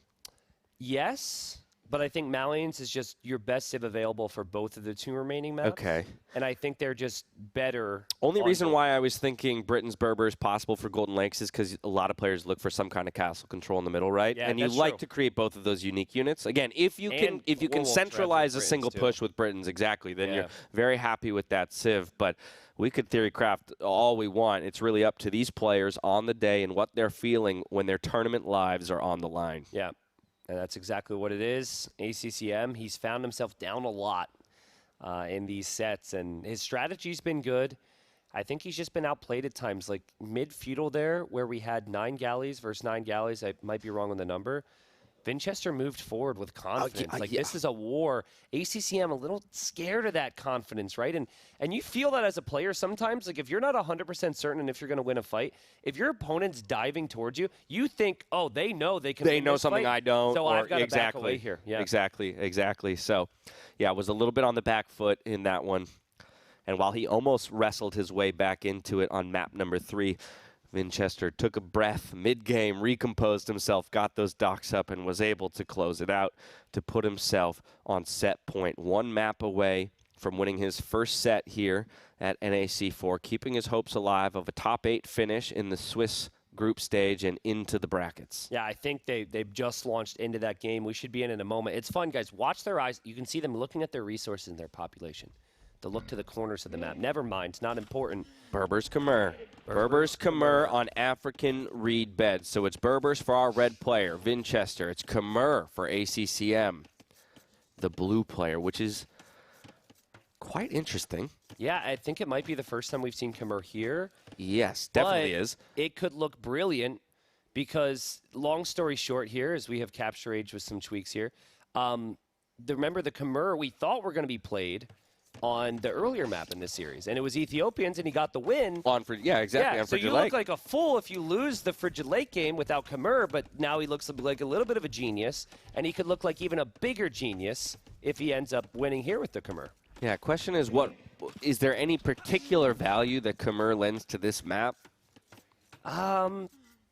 It's the same value they always bring, and it's just that in messy games, their farming economy is really strong, and they can kind of skip the barracks to go for a fast stable or a fast range.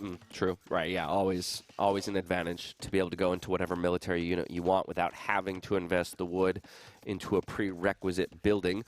Berbers, of course, faster Ville movement might make it very easy for you to go for that shorefish in the middle and also believe that you can keep those villagers safe or even take a Ville fight if both players decide to meet in the middle. I see we've moved on top of ACCM now. Well, we want 5 games, so That's I think true. that's what We're it's, biased. you know, exactly. I guess Yes. consider us biased for the sake of this game. Oh, man. Well, yeah, I mean, so to explain a couple things about this map, you've got the north and southern pawns. You should know where your opponent's TC is because of how this map works as well. I lost it the other day. When, yeah, exactly. Yeah, exactly. When he ran forward and straight into that TC. Yeah. So, yeah, the generation of this map in that regard is always the same. So you shouldn't be surprised by where your opponent is. The first question that we always want answered, though, here on African Reed Beds is, do you go Doc first? Do you go Mill first? Like, what is the priority for either player? And we've seen everyone take a different approach. I can make a bit of an argument for both. Khmer, you can get that real strong military building out, Archer Ranger stable faster. So if you have a land military faster, you might want to take the shore fish in the middle. Right. But Berbers have faster vills, so Berbers can kind of run to and from the middle with more confidence. Yeah, so I'm apparently tempted this map to say wasn't even played in the qualifiers on this one, as we have a bit of a pause here. It looks like Vinchester's like banging his keyboard right now. It's like, shouldn't have ate Cheetos before the series. We don't want hardware issues for either of our players here, so we're going to get that sorted. Oh, yep, just a mouse issue. Okay.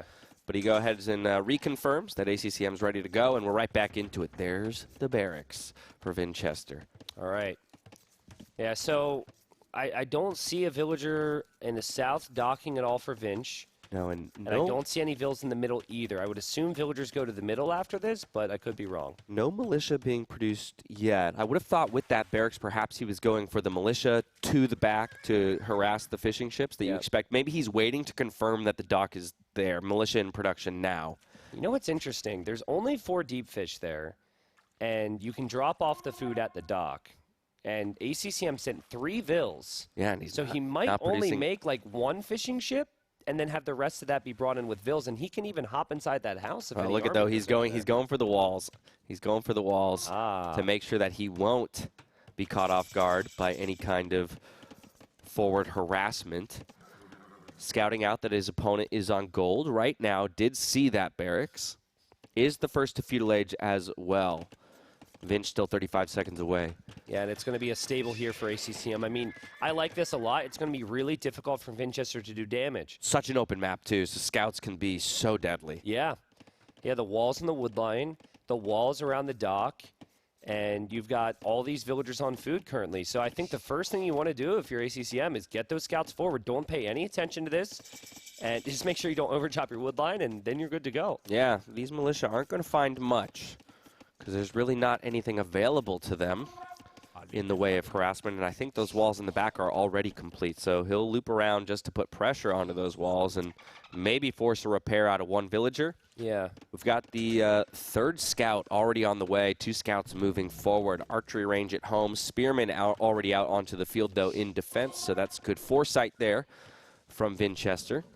Look at, I was about to say I'm not sure on Vinchester's approach. He's actually collected more resources, but that won't stay the same if he loses this villager here, and that's going to be an early pickup for ACCM. Yeah, he barely loses any health in return, though, off of just 2 scouts. Micros them away, half-health scout. 3rd one joins the party, and where's the spearman? Spearman's with the archer moving. He brought it forward as opposed to keeping it at home. Yeah.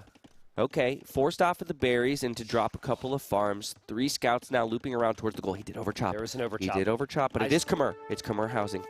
True, but... Okay, on to the gold with the 3 scouts. We are going to take the fight with the villagers. 1 scout goes down. We're into the wood line, and now we're blocking the villager. It's going to be a villager down here for ACCM. Yeah, and I mean, best case scenario, I guess, for ACCM is he gets back to work on that wood line. Great play from Vinchester. He didn't lose more on his gold, if I'm not mistaken. And he did weaken a lot of the scouts. So this has been an awkward map. Very surprised that we haven't seen Vinchester dock the south or try and take any of the shore fish in the middle, because it's always felt like one or the other for me. And there's going to be 7 scouts on the field soon for ACCM. He's got 10 villagers on straggler trees right now. It's just like such an ugly wood situation. Gets a few more back on that wood line. Gets the wall and the house back up for a little bit of safety. More scouts coming forward here for ACCM. Ooh, and he finds the archers with 3 scouts, and he pins them in. That's going to be 2 fantastic snipes. Oh, man, and you know, normally... Oh, and a Vill goes down. There as well. This guy's insane. So he's back on woodline for the most part. He's got more scouts moving forward, and the KD, it doesn't tell the whole story here. Oh, he's looking for the wall in. He's going to force them towards the TC at the very least, but he does also have to make sure. Okay. No! Wow, Vinch at the final possible moment. You can't jump in the yurt. If you start with the yurt, it doesn't work. Open the damn yurt. I'm actually not sure. Jump through the window. I'm not sure. I've never tested it, but you start with that, so I imagine you can't. Yeah, they're not coded the same. They're not. Like, they're worth population, but they're not coded as a house, so you can't garrison into it. Too funny. Unfortunately, loses a Vil for it. All that said, though, ACCM finds more picks on the front, so it's a 4-2 Eco KD. Small advantage here for the Khmer player. Another pause. Can you garrison in a yurt? Headset off for Vinch, and right back to the hardware, messing with some of the USB ports. So just wants to make sure that all of his inputs are actually going through. I imagine his mouse, because remember, he paused. That's what he said, yeah. He said a small mouse issue. If I'm in his position and I have another issue, I'm probably just switching the USB here. Yeah, make sure you're in a USB 3.0. Yeah. Make sure you're not using one of those old 2.0 ports. And obviously, confirmation with Nili as the admin that everything's in working order. Yeah, a bit of a tricky spot as well, right? Because you're in the middle of a game. The only way to really test is to continue to play the game. And if you've ever played an RTS game or any PC game, you don't know until you know, right? If it works 99% of the time, still garbage. So hopefully for him, it's going to be smooth now. And you got to think maybe there's a world where he tried a quick wall or something he wasn't able to execute on. We are back in business nice and quickly here at NAC4. And ACCM has his 5 scouts.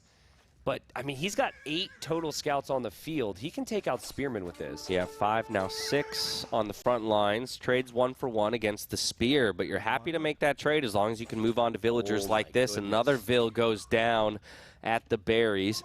2 Spearmen in defense will push them away, but not after he feels the weight of another loss. Repairing the yurt.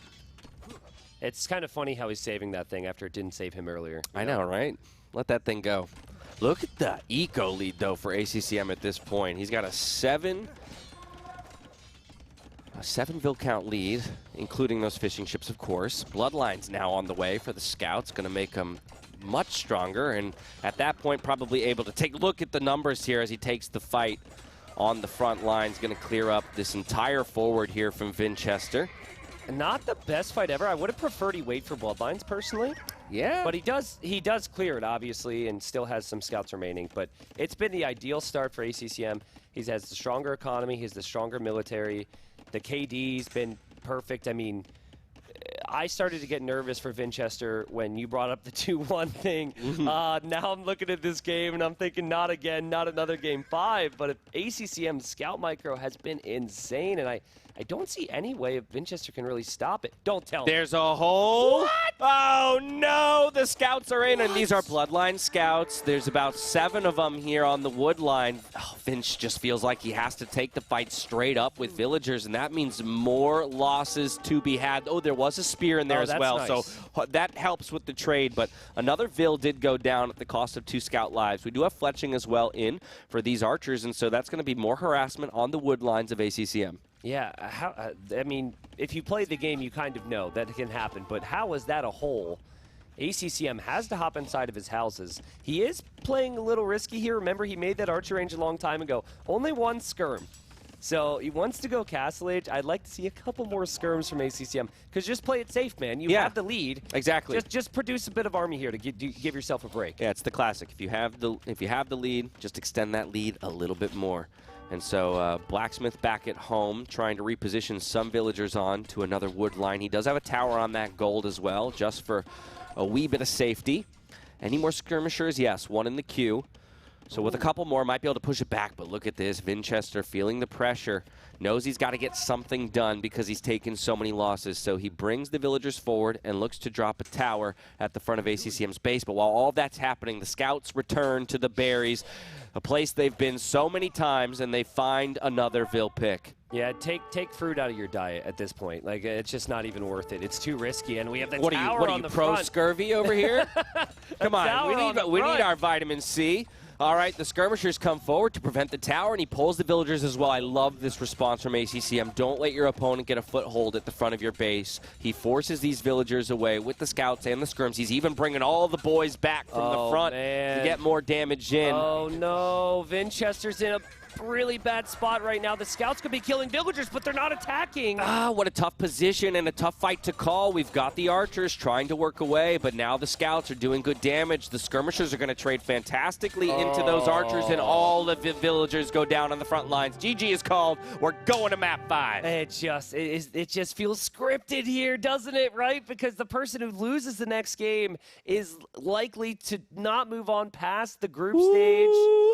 And for Vinchester, I don't care who you are. I mean, both players. Got to be thinking of the narratives. Yeah, well, yeah. Right? Like, I know that, Nicov had said that he was being chased by the ghost of yesterday in his earlier game. For Vinchester, I mean, you got to go in, you got to play Malians, but I don't know how mentally you can handle a stage like this. You're so good. You have to have some level of self-belief, clearly, but ACCM should have the mental advantage here, I think. It's Portuguese no-brainer, right? For Golden? Yep, I think so. I think so. Portuguese no-brainer. And so you still like Malians into Portuguese? Yeah, okay. I do. Just making sure. Just making sure you don't want to... I think that Portuguese could be seen as the better civilization, but I think Malians can do so well, especially because I've seen Vinchester play on these 4 lake styles so frequently. He loves to play all the pawns. But, again, to repeat myself here, loser of this next game will still play tomorrow, but is not going to be able to... I'm starting to understand Dave's position. Same. I like the energy that's kind of coursing through my body. My heart is about to be torn into pieces for one of these two players.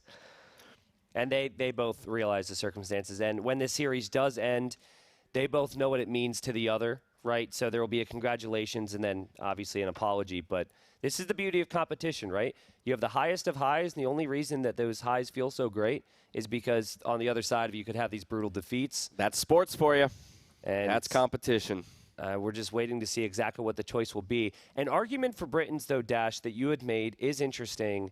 If you think this is going to come into like a Treb war or castle position in the middle, Britons are very good with the Werewolf Trebuchets. Exactly. Exactly. They just like that condensed singular point of attack, right? We get a big ball of Arbalest and or longbows supported by 3, 4, 5 Trebs, and they can become unstoppable.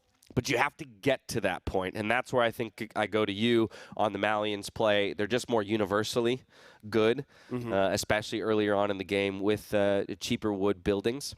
And given, we're playing with 4 possible pawns, you want to make sure you have the ability to get docks up, contest any of them at any moment. Most important unit for the first 15 minutes of this next game, not going to be a fire galley in my opinion. It's going to be a scout. That starting scout needs to scout where the pawns are, needs to scout if there's going to be any land transitions, and it's incredibly difficult to do it. So keep an eye out for the scouting once we get into this game. This is also always an interesting map because just the generation of TCs. Okay, we kind of... The scouts are fighting. Look at that right away, and it's Vinch who's at a major health deficit. Gotta wonder how that happened. Yeah, maybe took an arrow. Fog of War. Yeah, maybe took an arrow from the TC or something. Yeah, if we see the Fog of War, I think he was going to deny the dock. Oh, it was a villager. Wow, there was a beautiful play there that we unfortunately missed there. So great play all around. It was very similar to earlier in the series where Vinchester tried to kill a dock villager from ACCM. Yeah, but so good on ACCM to both trade some villager health for scout health and also save the villager in the process. Both players have docks up in their respective pawns. For ACCM, he's definitely found himself a little bit more of a corner, right, in his TC placement. Yeah, and I think you attack that palisade. Players like to go for the weaker palisade, just they don't want to spend all the wood on it because they're crazy. I build that thing. Is Vince just going to let it get down to wheat? Yeah, okay. He's just wasting his time. A nice play there. Fishing ships for both. But now they both know where the other has docked, and both players have a straight line to the opponent's pond. Like, you would really have to invest a lot into walling off your pond. So I think we'll see fast feudal, and we might even see both players sending villagers. Yeah, Loom already in for ACCM. 50 food away from being able to click up. Tried to go for the drop. Oh, even 5 short there. Finally gets it, and the click. 5 seconds away from Loom completing for Vinch. He'll drop off the food, and he gets Feudal Age just behind that. So absolutely. Barely any time separates our two players. Now we're looking for villagers making the long journey forward to drop a dock on their opponent's pond. Villager headed towards the north for Vinch. Unlikely that's for a barracks. I think that's headed for a dock. And how about that little blue dot moving forward for ACCM as well? Yep, there's that as well. So but honestly, that's not good if Vinch scouts this. He could actually reroute. Oh, he's not going to. I was going to say he could reroute his forward villager and actually look to just get the pick. But just passing for both of our players here. This is why Malians are so good, though, because with the discount on their buildings, you can afford so many docks. And I'd love to see maybe the scouting from Vinchester in the south with his fishing ships. Sometimes you'll see a fishing ship pulled, and it'll scout the shoreline or even fish one of the shore fish if you're expecting this landing. And you can see ACCM is going to make an outpost, so ACCM will find out. He's wise to it. He'll get this info immediately as the docks place. Walls go up from Vinch, though, so guaranteed to get this dock up because we won't get a galley out in time. Second dock drop now for ACCM. He wants to protect his water back at home. And that villager can't afford a forward dock now. Yeah, that's a little bit unfortunate. So left with one idle villager and yet another dock drop. This is that Malians play that you're talking about. The fishing ship, too. The fishing ship is on the way. It's looking for that dock. It funnily enough, doesn't see the dock. Right. And because he can't afford it. He hasn't spotted the Vill either. Yeah. So maybe, oh, wow, this could actually catch him way off guard.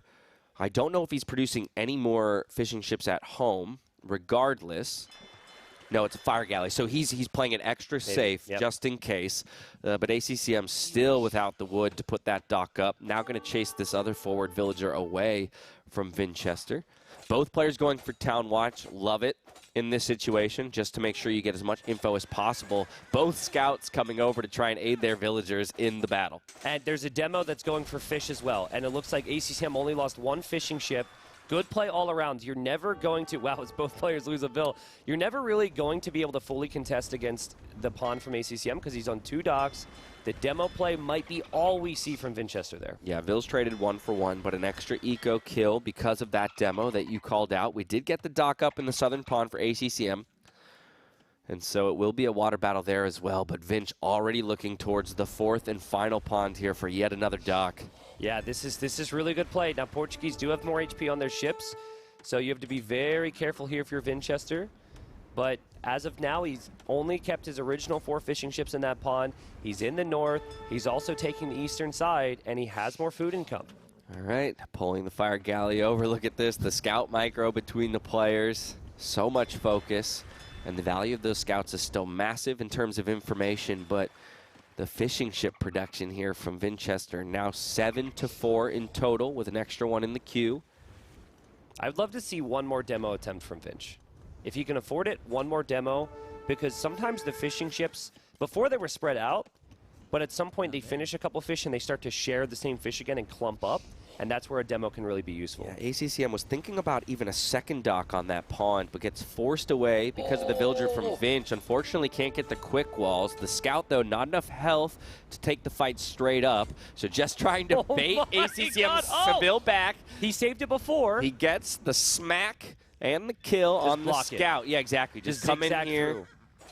There so it is. He will save that Vill. The demo, though, Vinch is going to demo the fish here in a second. It's coming out, if it hasn't already, in the corner. Surely. Don't lose your scout. Gonna go down. Okay. Oh, did he lose that demo? He must have canceled it or something. Oh, he's got a demo elsewhere. It's so hard to know where that demo actually is. And he's added it there. Well, you've seen this garrison flag for so long. True. You are prepping for, 3-4 fire galleys, something like that, and maybe a big hit to just completely stop the water aggression. But ACCM has cleared up his pond back at home, so he can fish safely there. But once again, he's got to be concerned with what Vinchester's doing around the rest of the map. Here comes that demo raft forward in the 1v2. We'll get a nice hit, and that means the fire galleys win out for Vinchester. Wow, it's been such a good game for Vinch, man. I mean, his castle age time is going to be so good here. Does he notice that villager? He does notice the Vill. Wow. And he's preemptively adding a fire galley, so even if he can't deny this dock, he's already ahead on water there.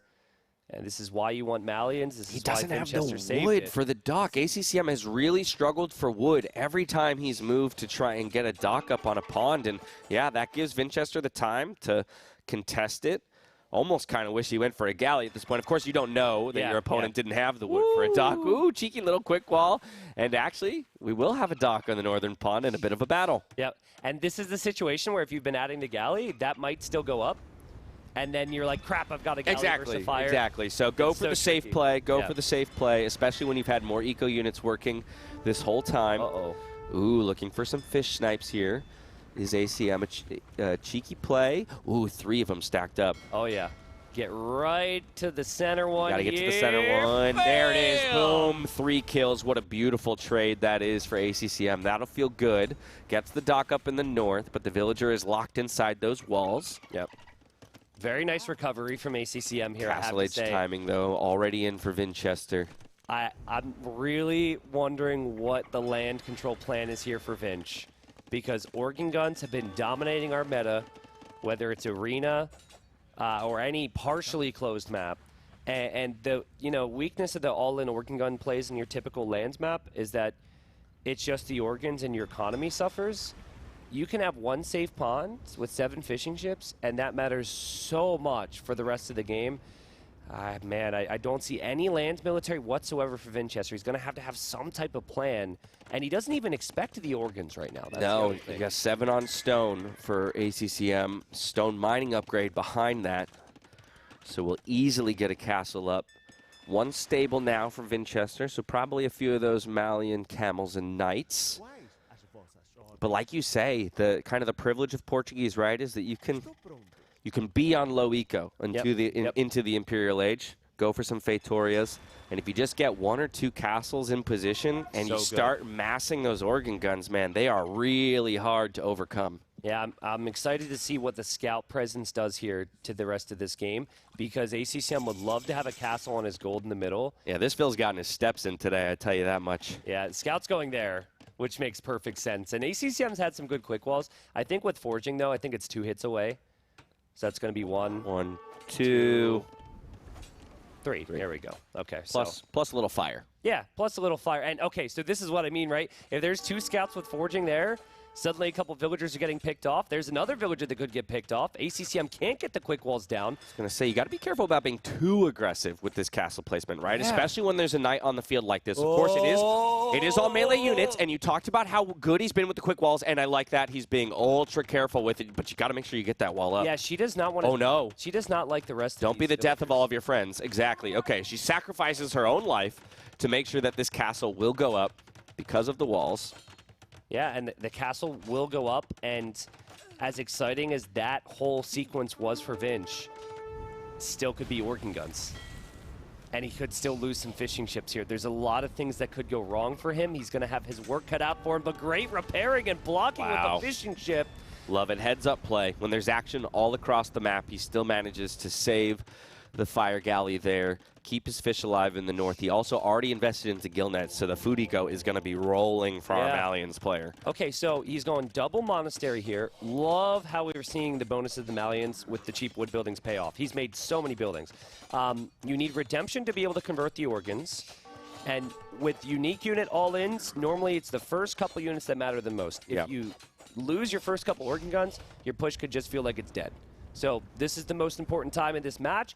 Vinchester has lost 3-2 3 days in a row, and he's looking to change that here. Yeah, the difficulty for Vinch right now with those knights moving forward, right, and attacking walls is 1 monastery behind those walls kind of negates all the pressure that you might be able to find. So instead, with triple monastery back at home, it is going to be monk defense against those organ guns and hope that he can outboom the situation and maybe push back a little bit later in the Imperial Age. Redemption on the way. We've got just 1 monk out, but there's 3 monasteries now even. Both players at around 400 stone. That might change for Vinch if he loses those vills. It's so annoying when organ guns are working away on TCs, right? Because they outrange your TCs when maxed. Man, yeah, it's just crazy. But, you know, Vinch, if he could pull his knights and his scouts over, maybe he's got a chance. And what he wants is just a defensive castle in front of that TC, I'm sure. But things could go so wrong here. We still don't know where ACCM will drop that next castle. We're thinking the middle here, Dash. I think Vodka's got a good sense of it. As long as there are 4 of, as long as he can build it there. Oh man, it was so costly to get we're to diving these monks. deep at the moment though, and the monks garrison into the TC. One goes down, another one looking for conversion. Does trade his life for a conversion. This unit's insane though, Dash, because like you still lost 3 monks, I think, right? If the organs continue. Oh, careful with that monk, and another one goes down on his way to the TC. No fletching on that TC means these organ, they live here now. They do live here now, and the castle's going to go up. And Vinchester's falling apart with a 20 eco lead because this push is just so difficult and there's the to castle. stop. Couple knights though, but enough organ guns it looks like that he would be able to protect the castle going up. And that's going to mean this TC likely is under fire. Defensive castle behind that. Conversion attempt at the perfect time, but ACCM sees the monks, and look how fast the monks die, but one conversion, and a bunch of the other organs will go down. He does get the cleanup here on the organs, so that's big. It relieves a lot of pressure. Floating 1,000 wood, though, so you can feel that Vinch is really... Not anymore. He sold it. There it is. Right here, right where we are. Imp. All the wood has been sold. Sorry. Oh, were you doing a camera thing? Yeah. Oh, You're looking at me. Right there. Yeah, I was right like, did my cookcaster have a brain aneurysm? Like, what just happened? Sorry. I was going to check in with you, look for a pulse. Yeah, well, thank you. Thank you. All right, Imp resources just coming in, and the click immediately for Vinchester. And so, again, he's going to have to I mean, look, the only threat that you face right now is double castle Oregon production, right? And you have a huge eco lead. So if you can get to Imp and get those trebs out onto the field and just start pushing it back, I think this one might be in the bag. This is sick. And then you get block printing. And suddenly if you have 12 range on your monks, you're going to be able to deal with these organs a bit easier. We have rams coming for ACCM. If he rams down that castle, hope is lost for Vinchester. I do like it. I like it. The all-in play in castle is probably the answer. We've got 1 ram already completed. How many rams do you need, though? I think you need 4. It's tricky, because then Villese could get pulled too. 2 Ooh, conversions double happen. conversion, though. That's big. We keep whittling down the numbers of these organs. Yeah. Only 9 on the field in total for ACCM, and even one of them goes down in that trade. I cannot stress enough how sick this is from Vinch, though. And he can't get any more rams in so production. good. He's struggling to get any more rams out onto the field, and I was with you. It felt like it needed to be the all-in Castle Age play with those rams. And instead, he focused them into the monasteries, which I'm not even sure is going to be enough at this point. I wonder if he senses that his opponent's up to Imp. There's not really much you can do about it. It's so hard to know because the fishing eco has boosted his score by such a degree. Like, normally you'd be like, if he's going up to Imp so early, I would have the score lead. But because of the fish, it might be lying to him. Yeah, and Vinch has played so well here. We had a monk go underneath the TC. We've got an organ gun get converted. All these desperate-looking moves for ACCM as the more monasteries are going to go up for Vinch in the back of his base, but he will shoo away. The man's got faith. The man's got faith at the very least. More monks in production as the forward monasteries might go down to that ram. But again, it's feeling a little desperate here for ACCM to get the damage in. Okay, Imp just reached by Vinchester. I'm kind of wondering what ACCM's response is going to be. Atonement. Atonement to convert the monks from his opponent when he has 1 monk. That 1 monk wants friends, I guess. And he's going to need a lot of them to have any chance. Well, 1 monk becomes 2 monks, becomes 4 monks. Yeah, it could Think go about all it. Could Think go about all the way it. to 10. Exactly, yeah, by absolutely. the power of 2 pretty soon. We're in total man. control, but look at that. Look at all the text coming in as well for Vinchester on the other side. He's going to have block printing, which just means that his monks have such a range advantage. Is he researching that? What's he researching in the monastery that's about to go down? Theocracy, okay. Theocracy. I think block printing went down in the first monastery. He's going to get that here, and he's going to have a lot of organ guns here. Wow. And for ACCM, they're going to be singing a very sad song. Oh, this is brutal, man. He needs to kill something now because he's going to start losing his castles. Yeah, unfortunate for him. We already have 1 Treb working away on the forward castle position. It will take quite some time for Vinch to make it back across the map. Yeah, but the question is whether or not ACCM can even get to those Imperial Age resources or if he's forever castle at this point. Yeah, and you can't try and go Imp in this situation. You have to create army and create eco and hope it eventually comes naturally, because you're just too far away. And he's got the stone to hold on to that castle for a while, but I'm not sure holding the position is what you need here. Yeah, second Treb onto the field, 2 more in the queue. Vinch understands that it's all about these castles. It's all about removing these castles from the field, and more conversions go over on the Organ guns. He's been locked into single-digit Organ numbers the whole game. He hasn't broken 10.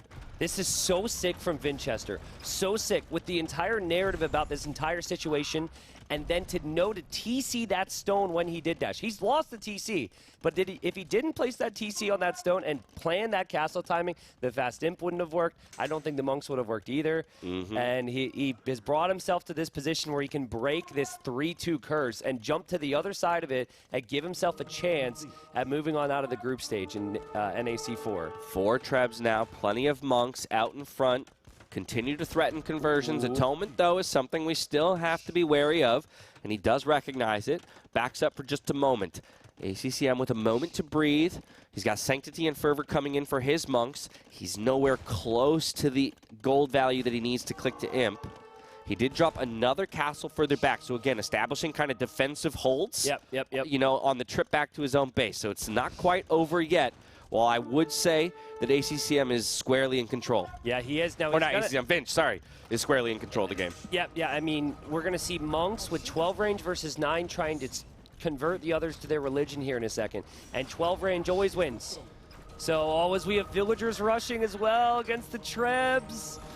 Monks trying to switch sides. It's a battle of faith here on one side, and we've got villagers diving in for Trebs at the bottom of the canyon. That's got to be the end here, Dash. I think so. All of the organs, the organs got converted as well, which means those villagers go down. We still have all of our Trebs alive. 5 taking out the second of the castles. ACCM looking uncomfortable in his position, and rightfully so. 86 Vils to 62 for Vinch. He's got the eco lead. He's got the military lead. He's got the imp lead. And nobody 3-2s Vinch 4 times in a row. He gets it done here on day number 4. The curse be damned. He keeps himself alive in the tournament. And look at that, love between players, love between competitors. ACCM feels so bad right now. Normally you see this big old grin in his face, and they both knew that whoever lost this was going to be in an awful position and most likely not going to make it into the top 8. It was a great series from ACCM. It's been great sets, you know, all week long, but simply has struggled to get those wins. He's now lost 4 sets for Vinchester. He needs to win tomorrow, I believe. He's not out of the woods yet, correct, right? Correct. That's the thing. He's bought himself an extra chance. An extra day. Yeah. And but it was a great series, and another 3-2 with Vinch. So anytime you're looking for a good series, cast this guy, Vinchester, who's going to be interviewed by us. He's played the maximum number of games possible here at NAC 4 so far. T90, I'm pulling double duty and casting the next set. So if you don't mind, I'll send you over. Perfect. Conduct the interview so I can go get a drink of water, hit the restroom, and then saddle back up for the next cast with Dave, I believe. But with that, I'm going to hand things over to T90 and Vinch. Our victor here, keeping himself alive in NAC 4.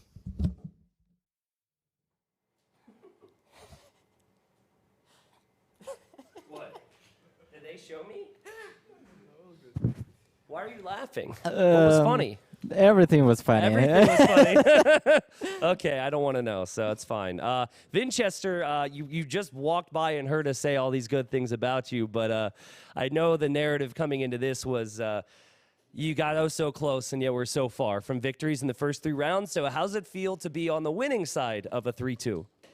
Well, I'm really happy that I won, but at the same time, I understand that that was an elimination match. Right now, I understand that the ACCM is out, and I see that he's a little bit disappointed, and I feel this as well. I don't know why. So there is a lot of different emotions right now, like tons of them. Yeah, no, absolutely. I get it. I could see it as you guys talk to each other. You both knew, and I know that had he been the winning player, it'd be the same towards you. So fair play to that. Game number 1, I knew you were going to pick Mayans when I saw it on the draft. You had 3 relics and just fell back into your base. Was that like the initial plan? Is that what you think normally happens when it's Mayans versus Franks? Talk me through how you had so much success in this game. Well, it's typical matchup, right? We saw this a lot of times, and I think in this one, my early castle age must be stronger because I forced him to make skirms. I'll probably be faster upgrade, and also I saw that skirms were very early, at least as I see, so that means lower amount of farms. So was there an early castle age that forced him? Yeah, sadly I didn't trap there. So you got disappointed as well. I was so disappointed because at some point I misclicked and I got over there with the screen, so I didn't. I wasn't there with the screen, so I couldn't. Okay. I was so disappointed about misclick. So yeah, what I wanted to say, I was already in Castle Age, so yeah, there was two choices for him. Like, he invests or he dies. So he invests into knights. I saw there was no +2. That's a little bit good for him. But anyway, he invested a lot of knights. That means that my economy must be better. So I went back a little bit. Then I scouted for the mangonels, but that was not that successful with Eagle. I don't know, maybe I saw it, but I didn't realize.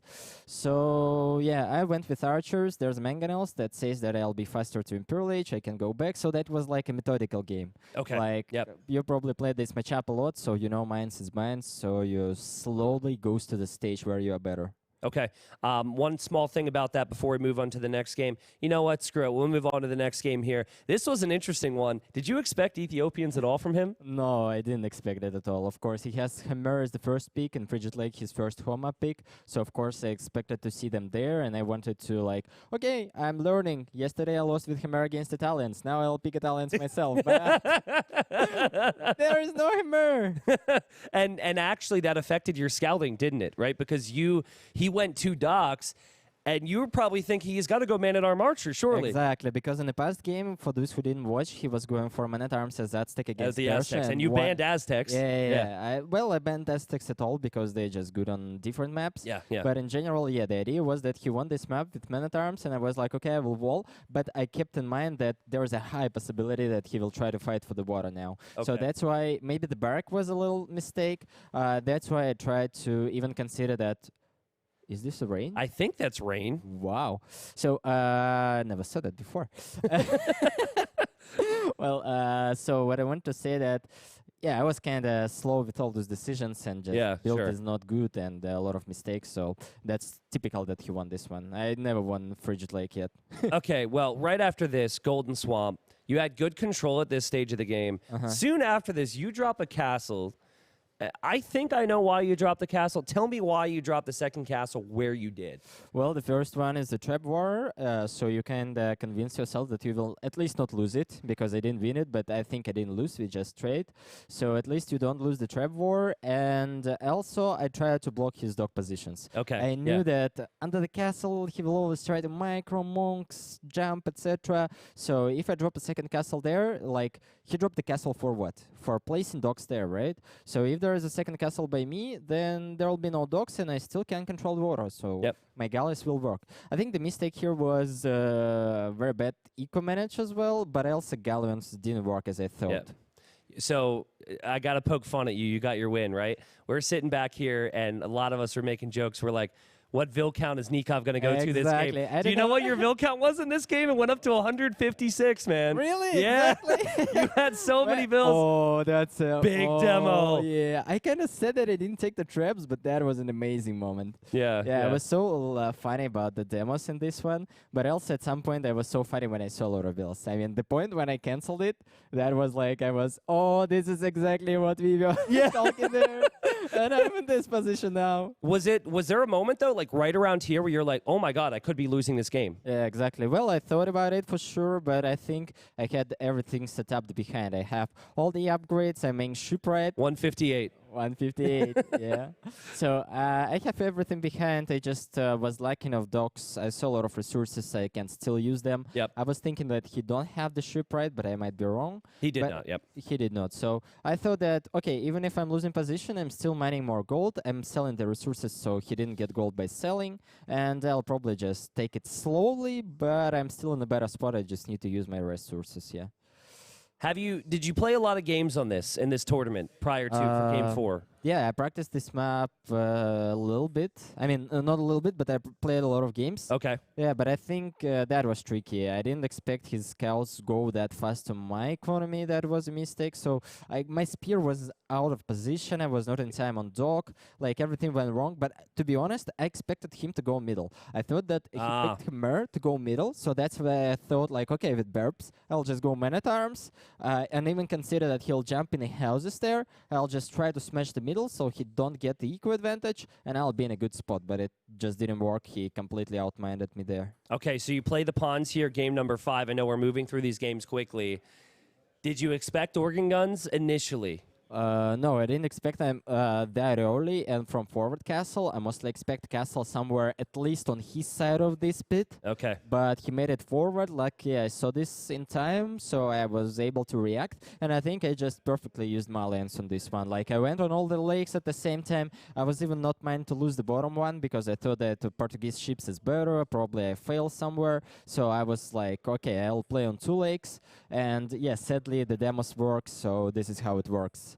I mean, I won the bottom lake, but anyway, I lost fish, and in result, that was enough for me to go for fast imp anyway. So I think I just used my lens very nice here. Final question, and it was actually very similar to the question I was going to ask about game 1, because we know this series ends soon after. But talk to me about your second TC spot. Why'd you place the second TC where you did? Well, it's close to the middle. I'll get stone. I'll probably have access to the gold, because just to mention, I would have a different TC. If he starts to push me from this direction, then at some point I might be out of gold. So, I mean, I didn't think about this in advance, but this is just middle control. You push it forward, go for the gold, and I don't know, I think this is a decent spot. I didn't think too much in the game, but I was sure that this is an okay one. Stone, gold in the middle. Why not? Okay. No, I'm not questioning it, by the way. I wanted to hear from your perspective, because from my point of view, typically the organ gun player, they're already heavy on stone. They're going to want to push with those castles. You had the fishing economy. That second TC had brought you to about 400, 500 stone. If you don't think about that in advance, you can't get those trebuchets. You can't protect yourself as much. So I thought that was huge, and you did a similar thing, I remember, in game 1 with the Mayans with the early stone, too. So anyways, Vinchester, so you're not out of the woods yet. You are going to have to play an opponent tomorrow, and even still with Buchholz and all those things, it could be tricky. But you're 1-3 now. You've gone to the 5th game in 4 straight sets, so you could beat anyone here, it feels like. So hard to really know without knowing who your opponent's going to be. But to finally get a win here today, well, how does that feel, and how are you going to feel confidence-wise going into your 5th match of groups tomorrow? Yeah, to be honest, I don't know why. I feel relaxed. In my mind, kind of relaxed about this tournament already, because I didn't really prepare a lot just before the tournament. Okay. So I'm kind of relaxed and ready to lose.